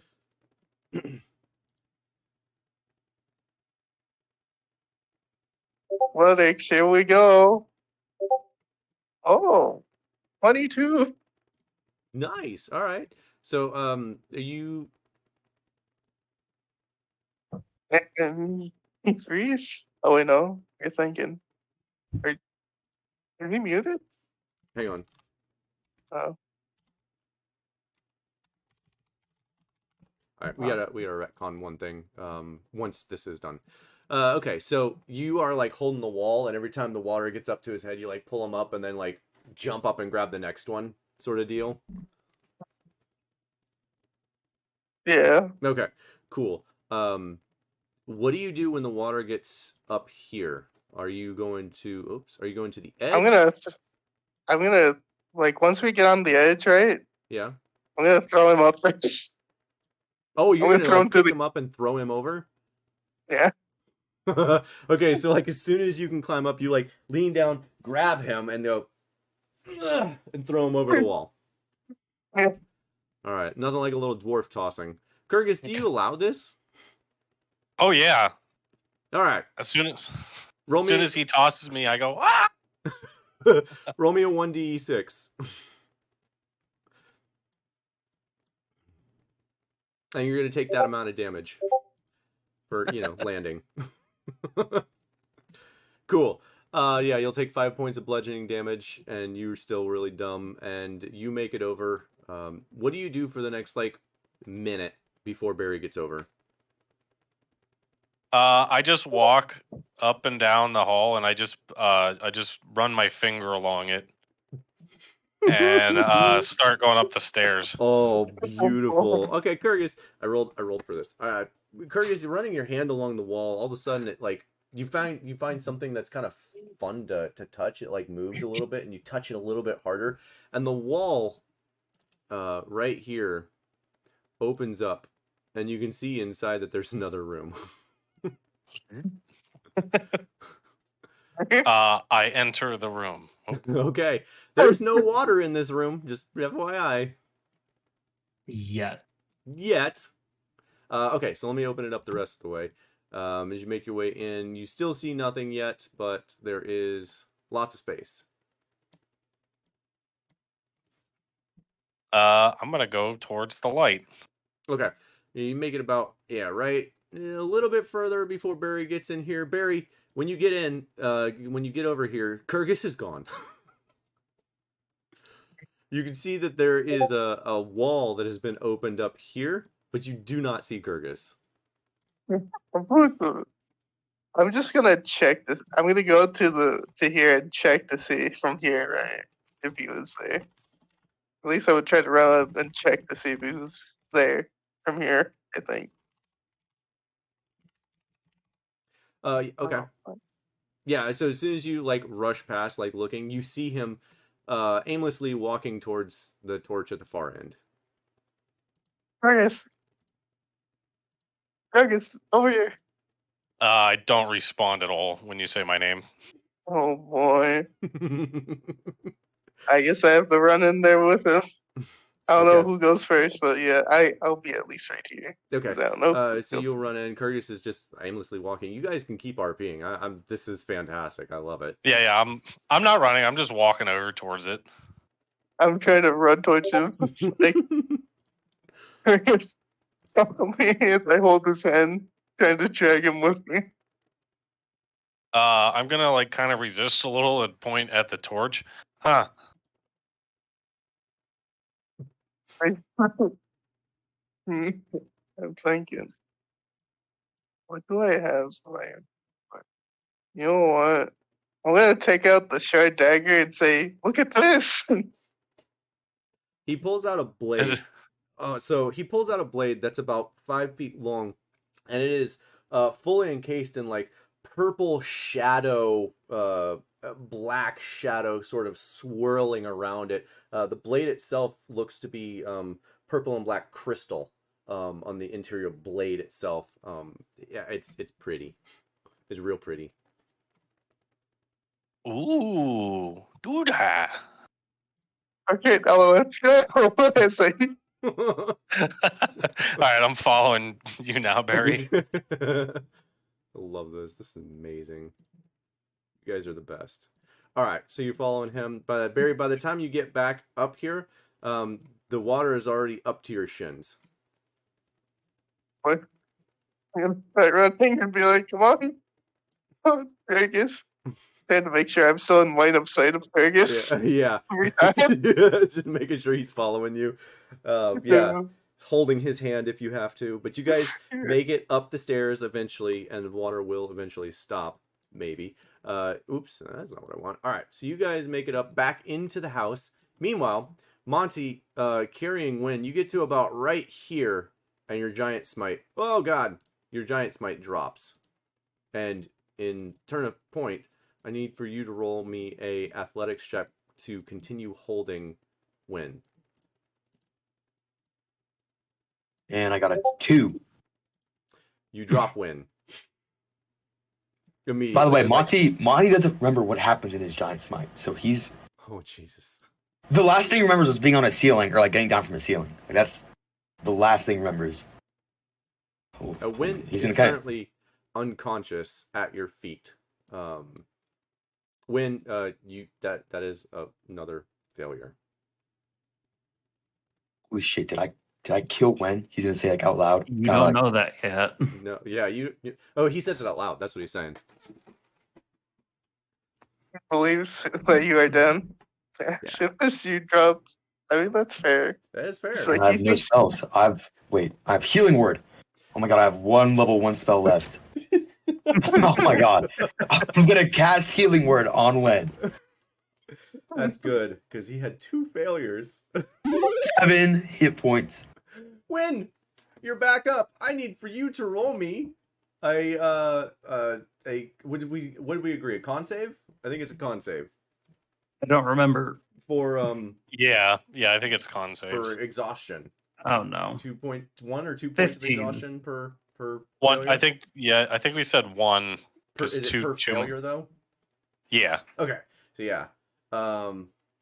15. All right. So okay, then I need you to roll me another one then. We'll just do it per failure. We'll make it easy. Okay, so you will have 1 point of exhaustion.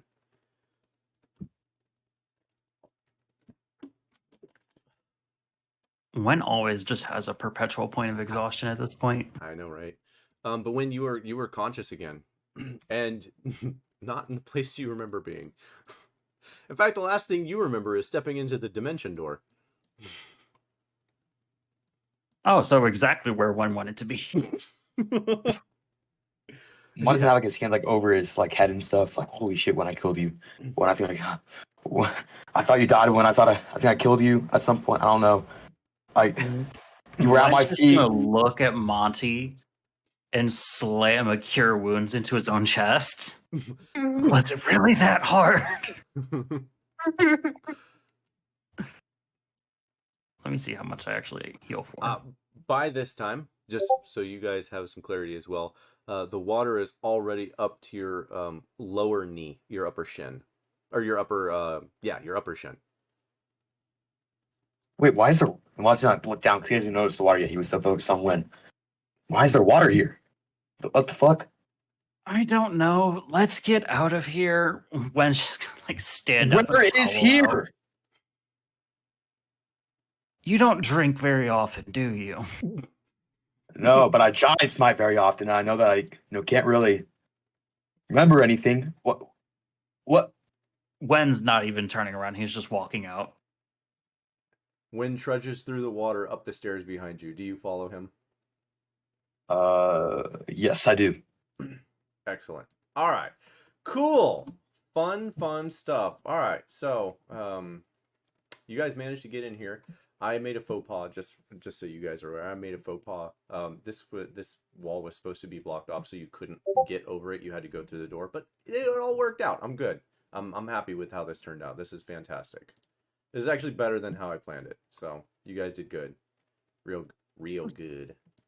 All right, cool. So as you guys make your way up through the building, now here's the fun part. Gwen and Monty, you guys arrive in a different building altogether. Under the river, I'm going to have to draw a line here. Barry and Kurgis, that water does not recede. Sorry. It continues to rise as you guys make your way up the stairs. If you don't get out of that house, the water you would see continues to rise for a short amount of time. It gets up to about, I would say, your mid-ankle before the walls of the house begin shaking and trembling. The second floor is I hold Kurgis's hand so I can get back my makeshift grappling hook. Oh my god. All of this for a grappling hook. I love it. All right, you run, you go upstairs, and as you get upstairs, the walls of the house begin shaking and trembling, and you can feel the unsteady movement left and right as this building becomes incredibly unsteady. You can see Barry, as you look out, the river has started to swallow part of this house. Oh boy. I'm just going to be standing next to Barry, kind of like shaking a little bit and going, wah, wah, wah, wah, wah, wah, wah, wah, wah. Oh boy. Kurgis, I want you always feeble-minded. This is fucking fantastic. Barry, what are you doing? This is a terrible idea, but I'm gonna try to grab onto Kurgis and then go down the rope with him, trying to basically be the cushion for the fall. This is a terrible idea. Okay, well, Hang on. Before you do that, because I know you said you wanted to grab the grappling hook. I don't know how you take the grappling hook with you if you climb down the rope. You're right. I know I'm only saying that because you were very clear I'm gonna that you unhook. wanted it. You're right. I unhook it and then I jump down. You know what? Fair enough. I'm gonna try to skate off down to here.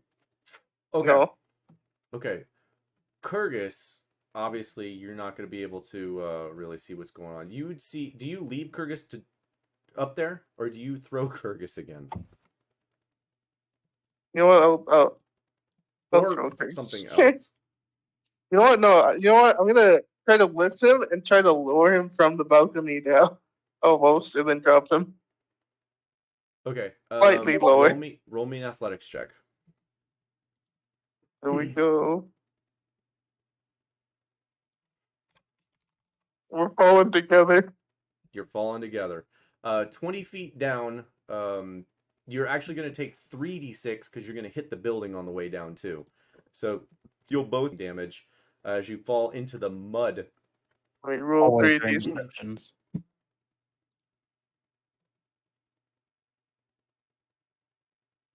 Perfect. Like 10. All right. Maybe it's his internet, like listening in on us damage. and doing it right when you need him to not. Ouch. I know, right? Never fails. Oh, you also took 10? Oh, wait, no, that's right. Piss off his personal fed. Oh, yeah, you also see. Wait, does he roll his own? Or? Yeah, Kurgis, you roll too. Oh, all right. You guys are falling in different places, different times. Might as well. It's fun to roll dice, right? Almost 20. You're right. Nah, C9. All right. Oh, nice. Yeah, see, isn't that great? You're welcome. Okay, so the two of you fall, and about 5 seconds after you fall, you hear creaks and cracks from the house as it begins to drop down into the water. I assume, Barry, you start moving, dragging Kyrgyz away from the building. Yeah, I'm gonna drag him. Okay. The two of you narrowly make it out as this building is sucked into part of the river. And I'll have to redraw this map now. But this building is now part of the river.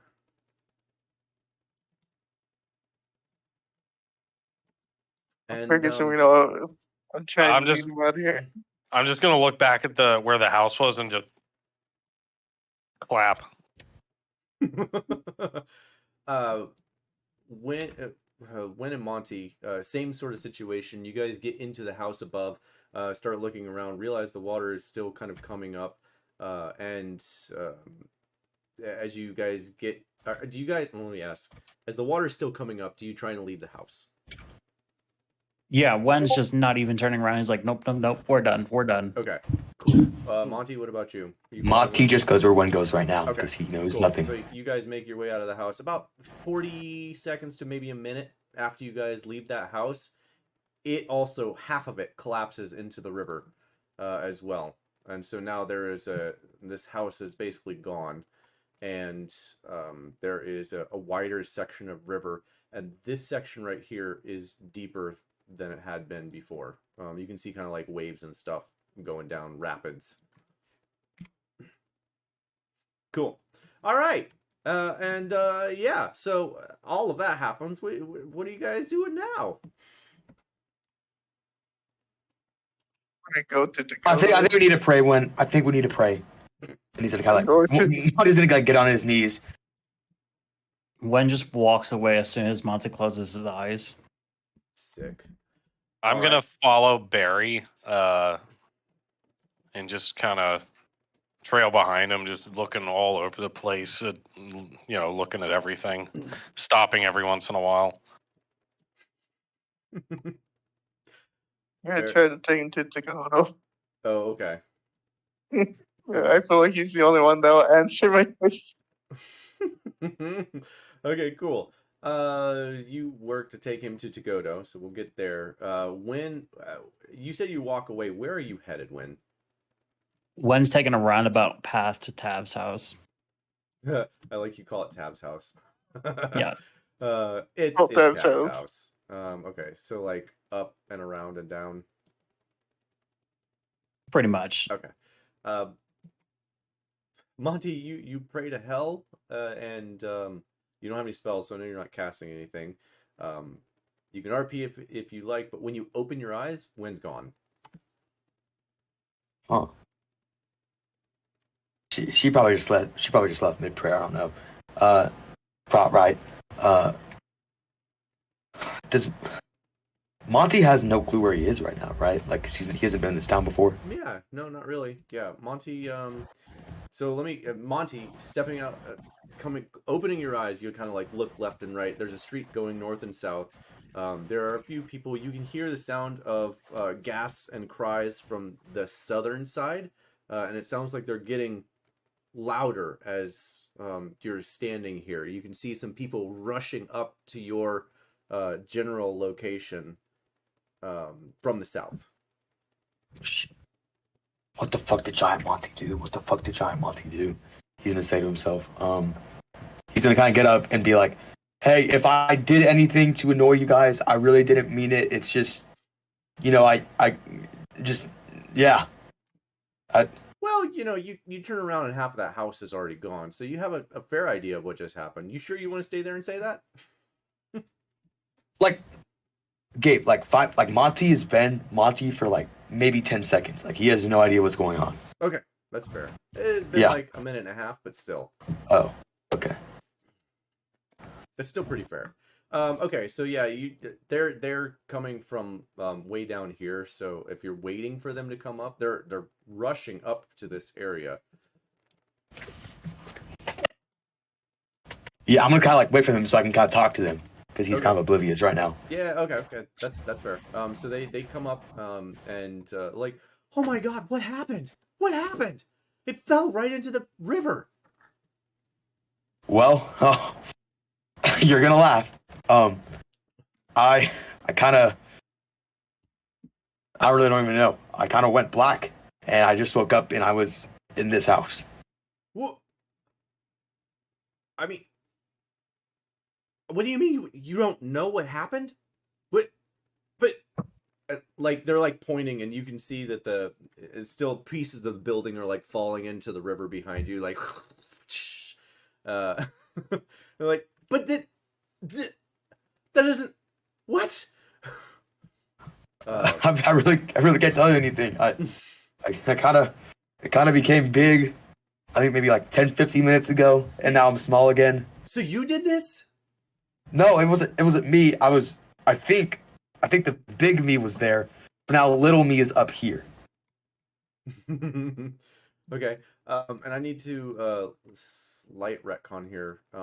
Just for Kyrgyz and Barry, you guys would have gotten to the marketplace, only to realize that everyone was rushing up to the north, close to where Kyrgyz and Wynn came out. You wouldn't know that they're there. But everyone's rushing up to see this spectacular catastrophe that's happened. So you'd have pretty unfettered access to run to Godos, unless you wanted to do something else.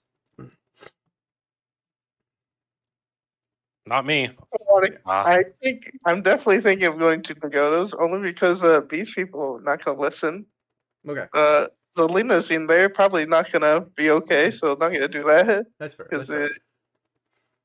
Okay. And as a reminder for me, you said you grabbed all the papers and scrolls that were on that desk, right? Yeah, that was the first thing I said. Okay. Just wanted to make sure. Okay, so yes. So with stick still in hand, you're like, yeah, I don't know what happened.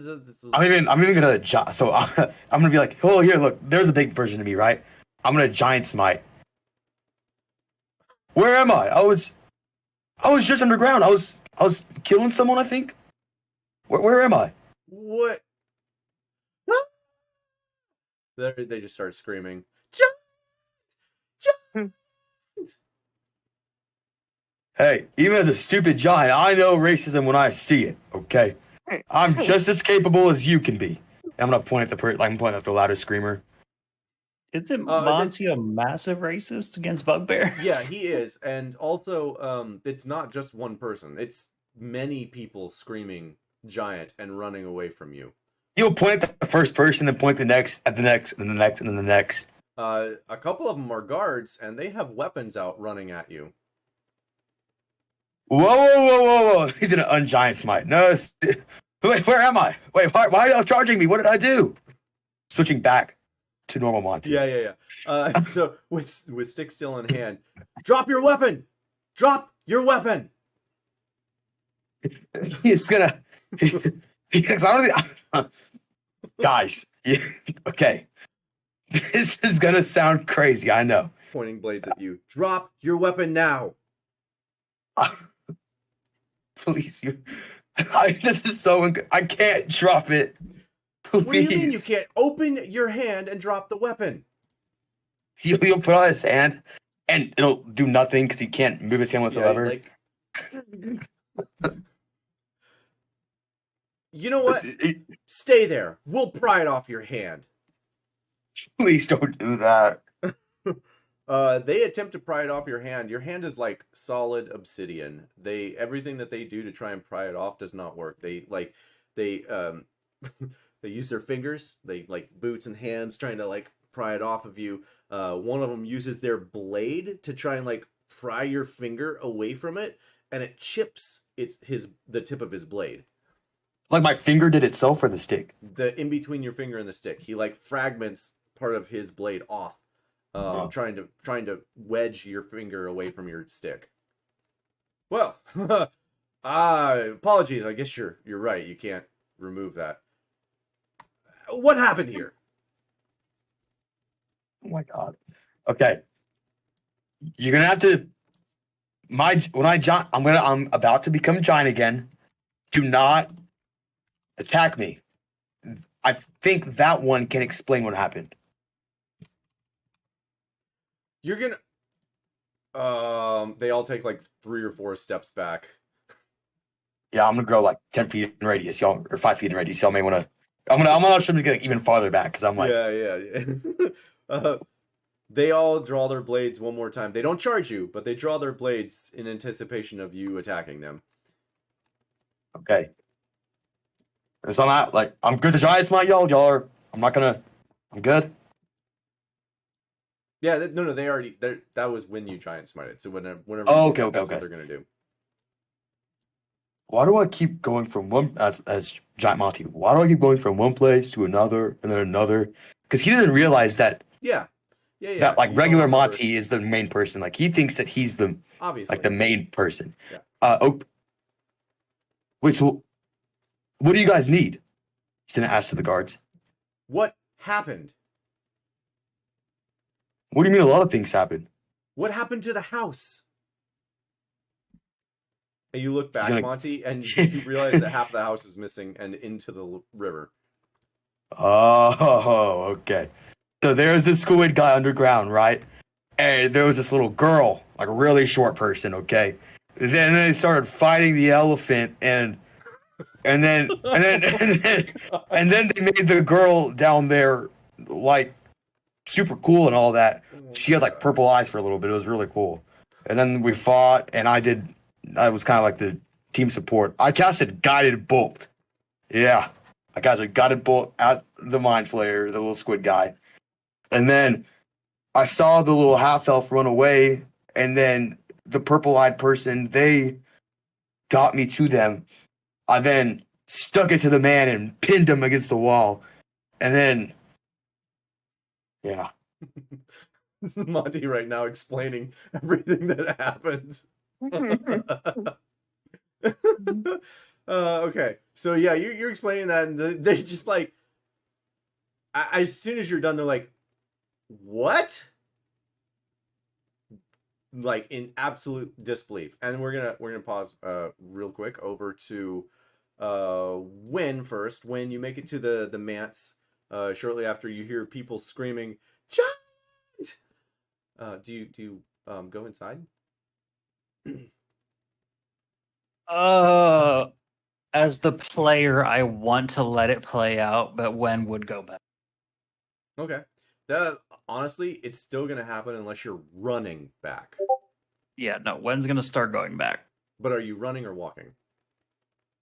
He'll run just because people are screaming. Okay, cool. I'm not gonna retcon it. We'll say you. It takes some time to get there, so you would have been like walking, before, and so as soon as you hear you're like, oh shit, and you start running back. By the time you get back, he's got 3 guards in front of him, and he's at the end of an explanation of what the hell just happened underneath the ground.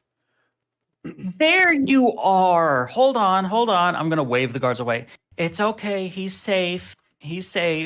Oh, I'm not safe. Hey, I killed that. You're not supposed to wander off like that. We were worried about you. You don't have to be worried about me because I totally beat up that girl, the half elf. Come on, right? let's get you back to bed, okay? No, I was telling them the story. No. Let's get back to bed. Monty, roll me an insight check. I think you don't get your advantage for this one. I don't believe because you're in giant form. How do I even get advantage because of the? No, it's because of my cloud rune. It's because of my rune. So wouldn't I still? Oh, okay. Yeah. That's fun. Yeah, my runes give me advantage on like a ton of stuff. So. But you have to use the rune to get it. You don't just get it. What? I thought it was like a permanent thing because I thought the cloud rune was more. While wearing carrying an object described this rune, you have advantage on attacks. That's what's been going. No, you gotta use the runes. Hang on. No.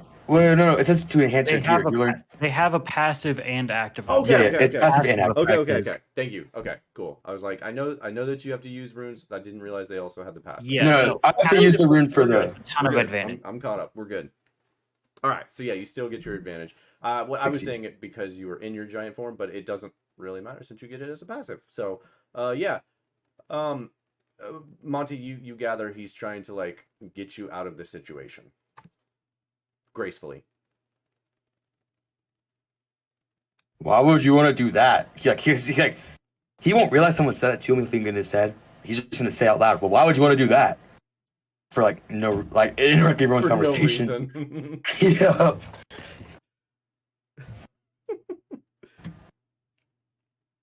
So yeah, when you're like, come on, it's time to go back now, and he just replies with, "Why would you want to do that?"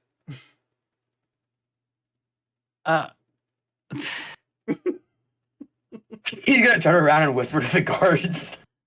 I drank for the first time like 2 days ago. Look, Wen's gonna turn to the guards. He's a little moon touched, and he's gonna make the swirling symbol around his head. If you could just help, so we could do this without having a crowd, please. Roll me a persuasion check. Monty will touch. 21. Monty will like touch with like his big finger on Wen's head, thinking he has guidance, and just nothing happens.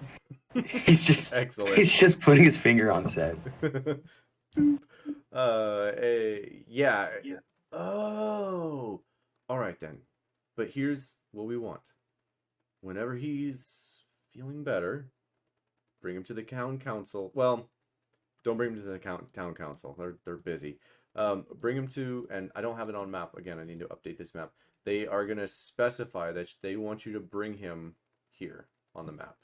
Big blue circle. Okay, what's the big blue circle? It's the training ground / barracks area for the city guard. Are you guys gonna try to fight him or something? Are you gonna make me a guard? No. I would love to be a guard for the squad. No, you want this quiet? We need to handle it internally. We definitely don't want this getting out to the other sentries here either. So, get him small, get him out of here, and we will see you tomorrow at that location. Okay. Would you please make me a guard? He's like get on his knees, like putting his hands together. Please make me a guard. Okay, Wen's gonna look at Monty. They will make you a guard tomorrow, but you have to go home and go to sleep. Monty's saying like his voice really low. I don't have a home.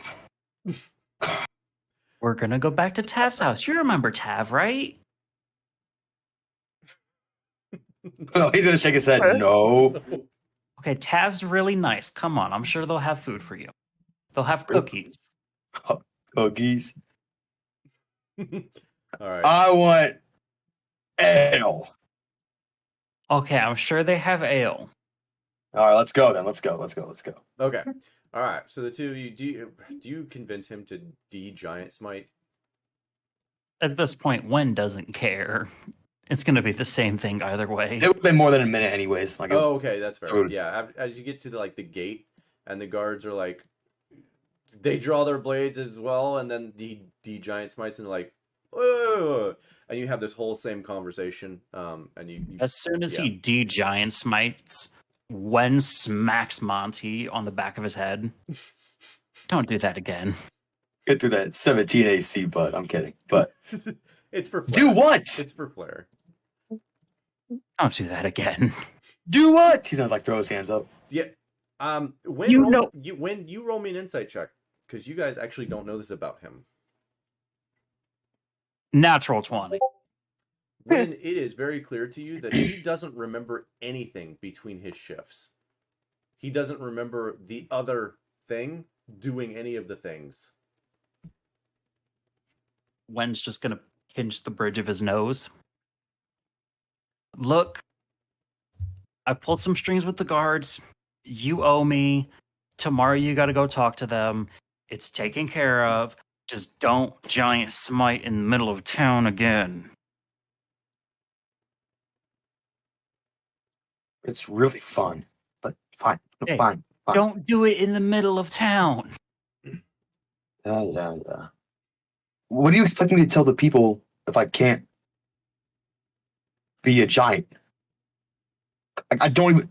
All I know is that I looked at the ground, I saw you unconscious, and there was water. I have no recollection of anything. Just don't use that when looks like he's about to have an aneurysm. Don't use that in the middle of town. I don't go around shape-shifting all the time. You don't go around giant smiting all the time. Deal? Deal. Okay, I'm going to bed. Yeah, it's only like 1:30 in the afternoon. When's had a rough day. Yeah. Meanwhile, To be fair, Wen always has a rough day. all right. So meanwhile, Kurgus and Barry, you guys finally make it to Godo's after a lot. Barry, it's like dragging a toddler around town. Everything that's shiny, he's like, ooh, starts walking off in that direction. You guys eventually make it to Togoto's house, and you make your way inside, where Togoto is still chest bandage wrapped. You can see his assistant standing next to him. She was checking over some bandages. It looks like she had just finished wrapping him up. You step inside. What happened? And we found a Grovat. Do you remember that angel guy? The one that runs the tower. Or no? Yes, Arakil. Nice fellow. He was the Grovat. Would you say Arakil was the Grovat? I think it was, right? No, it wasn't. It was the... No. Okay, it was not. no. It was not. Never mind. Well... Okay, no, then I would say, yeah, he had the Grovat. What do you mean he Underground. had the Grovat? I'm gonna say, I don't know if it's okay if I take out the head of it right now. Because I look at the... Yeah, he starts like, it's... When like... I need you to leave the room. Adrene, please. She looks very cross at him. I am old enough to find things out. Let me stay. And he's like, he just shakes his head. No. I don't want you involved in this. Please leave. And she storms not out of the house, out of the room. I go to follow her, and I'm saying, "But." Can she babysit? Because I don't know what's going on. He seems like a toddler now. Yes, he does seem touched. You say, sorry. Yeah, Adrene, please watch over the dwarf. Fine, but I still want to listen. She calls from the other room. Now, you found a Grovat? Where? At his house. But it kind of collapsed in because I don't know what happened while I was picking up some scrolls, but I take out the Gruvot's head. Oh, great. Yeah, you did. Oh my god, no. Just put that back away. There's like blood and stuff everywhere. Just yeah. I put it back. Purple blood, by the way. You put it. God. He like looks at the floor.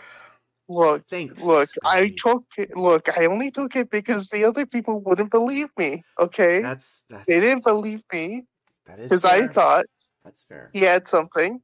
They said no. You broke into a house. I'm like, yes, because when I said right, what my business here was to make sure that the treaty goes well. He got all scared and nervous. So. You think Arakil is working for the Gruvats? Well, I found this. Well, that guy in there, the Gruvat in there, like in the secret passage house, in his house. Mm-hmm. And Also, let's see the etching because I didn't get enough time to check this. I think we need to pass it over or something so we can see what was written on this piece of paper. I can't take it out. Yeah, all right. So you give him a blank sheet of paper. Do you give him the map too? Yeah, and then I give him the map. Okay. He's gonna pass over the blank sheet of paper first that rolls up into a scroll, and look at the map and look back at you. You got this from under the house as well? Barry, this looks like an attack map. He's like starting to point out all the little symbols, because you guys didn't have time to look at it. He's like pointing out all the little symbols, like little strategic areas. He like points, see, this is where the guards are, and the airships are here, and he takes that other piece of paper and quickly grabs another sheet of paper and charcoal and just like really quick. And it's difficult to read, but you do make out that something. He's reading it out loud in Infernal. You never heard Infernal out loud, but he's reading it out loud. That sort of deal. And he like, look, Barry, I think you've uncovered an attack plan against the Carthians. It looks like it's going to happen tonight. Based on the map, it looks like they're planning to blow up one of the airships and make it look like a Sinhalian attack. If that happens, the negotiations, I promise you, will fail. We can't bring it up to them because they wouldn't believe me, I'm guessing? We can, but I don't know if there'll be enough time to... we just don't know how they're going to attack. Fair. Yeah, and I doubt they'll believe that. And even if we tell them, they might think the Carthians, or not Carthians, Sinhalians were planning this instead. And not believe me. Exactly. We have to find proof that they were planning an attack and not the Carthians. Or the Sinhalians. He's going to say Sinhalians. The Resinald. And not the Resinalds. Yeah, Resinald. Where's everyone else? I lost them. I lost the other two, but Kurgis, as you can see, I was stuck by him. Lost as in dead? Lost? Well, he said, take care of Kurgis and then disappear. Huh. That's all I heard. Oh, joy. So it's just you and Daffy over there. Yeah, for now. I don't know where the others are.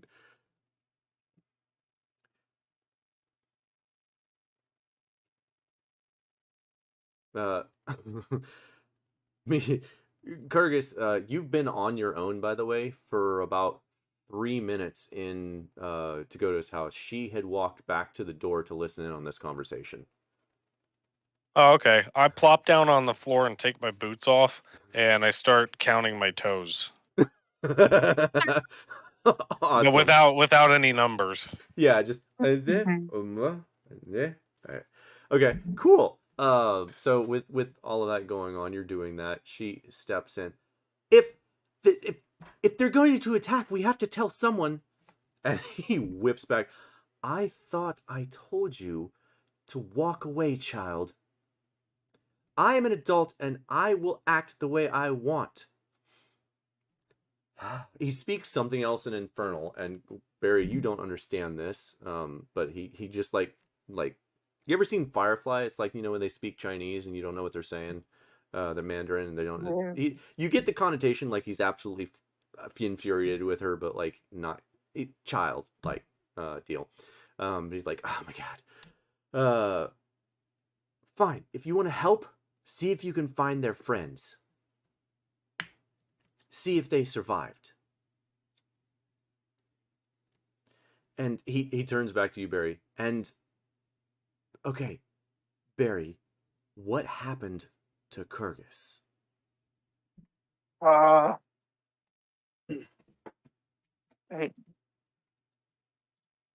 it? I forget. I think I just saw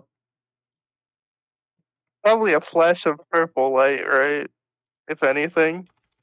Yeah, it's basically a wave of purple rush over. Oh, yeah. Yes, you're right. For Kurgis, you would have seen his whole head be encapsulated like in a purple bubble, and then it popped. So his entire head was covered in this purple bubble, and then it disappeared. As he says that, I'm gonna come doing somersaults in with my boots on my hands, and just be like rolling towards them.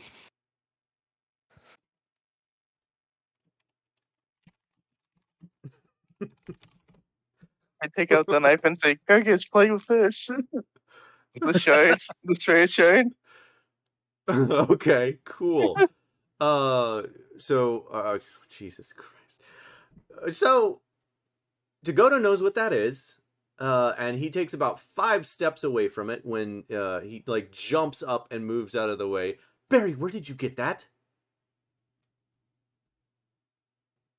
That's not supposed to exist in this realm. Where did you find that? This happened with me and the other group. We were asleep at one point at the inn, and then wait, was it at the inn? Yeah, Barry's gonna give you. You'd give him like some description, and he's just like, the things that you encounter, Barry, is insane. How? I don't. Anyway, I don't know how my wife either. I think Barry. I think what happened is that he had a spell cast on him. Feeble mind, if I remember right. You need to find someone who can restore his mental capacity. Greater restoration, a cleric or someone with higher healing magic. I, unfortunately, am too unwell to cast any sort of magic currently. You know anyone that can? Barry, you know someone that can, but she's in negotiations No. right now. Oh boy. Yeah, the level 20 cleric that's in negotiations right now.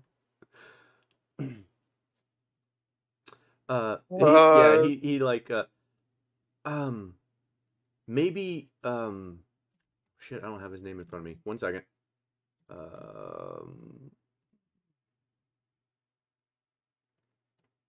Why don't I have him? The guy who runs the House of Tyr, Barty. Maybe Barty may be able to do that. The House of Tyr. Okay. Wish me luck, and if not, I might have to just barge into town council. Yeah, I'm sure Tav wouldn't mind. I wonder how the negotiations are going. Terribly, from last what I heard. That's what I was afraid of. I may have to suck it up and risk going back there. Okay. Good luck, Barry. And Kurgus, get better, please. I love it. All right. Where do you head, Barry?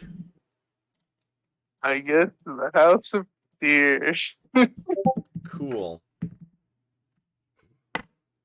Sweet. All right. We'll speed things along. There's a large crowd very west of the House of Tyr, over by where the house has collapsed. Right? A large amount of commotion. The river is like sucked in. You hear people uttering phrases like, "God, is the river expanding? I hope I don't lose my house." You know, that sort of deal. People are genuinely worried. As you make your way up to the House of Tyr, the doors are closed, but if you try and open them? I'll try to open them. Okay. They open just fine. No problem there. And you make your way inside, and in a low, deep voice, nice and sultry, Barty, who it is empty currently because of what's going on. Barty walks across the way. Yes, child. What, Barry? Welcome back, Barry. What brings you back? So Tagoto says, in order to get, because right now Kurgus is not feeling well, someone needs to cast Greater Restoration. Greater Restoration. Can you do that, or? Unfortunately, I do not know how to cast that spell. Thank you. I will have to do something very drastic then. I hope it's not too drastic. I mean, it might tell you something, but you know what? It might be worth it. And goodbye. As I now regrettably try to sneak into. Oh, this is gonna be so good. Cool. All right. So, I think we should end it here for tonight. This will give me some good time to prep. Adrene, we'll find you in about probably an hour and a half. Just for my notes for later. She's going to tell you something to the effect of, hey, your friend thought you were dead. They're at Togoto's. Because that's where they were. See. Okay. Yeah. So just I was debating would Wen bother with like fucking tiny hut or something. Oh, that's fair. I'll let you figure that out. Yeah. So reminder, it is by this time we'll say it's 2 p.m. When she's gonna find you at around 2:30. So it'll be 30 minutes after Kurgus and Barry are out in town. So part of that conversation is going to the House of Tyr, and then they're going to be just about getting inside of the town council when she finds you. Yeah, and I think that's where we're gonna leave off. I'll have to get it. I needed to update this map anyway, so I got to get an updated map here, and we'll leave it here. And this was, dude, I could not stop laughing. You guys are fucking hilarious. Fun session. That was really good. Kurgus, I'm sorry I had to do that to you, but man, you play such a good dumb guy. I don't know if that's a compliment. No, that's a compliment, because I know you're not actually dumb. Yeah. No, I was going to say I'm not actually acting. Oh God. Yeah. We don't know. Kurgus is just over here actually counting his toes out of game. Is the wolf Kurgus's master now? Like, is it has the role switched up?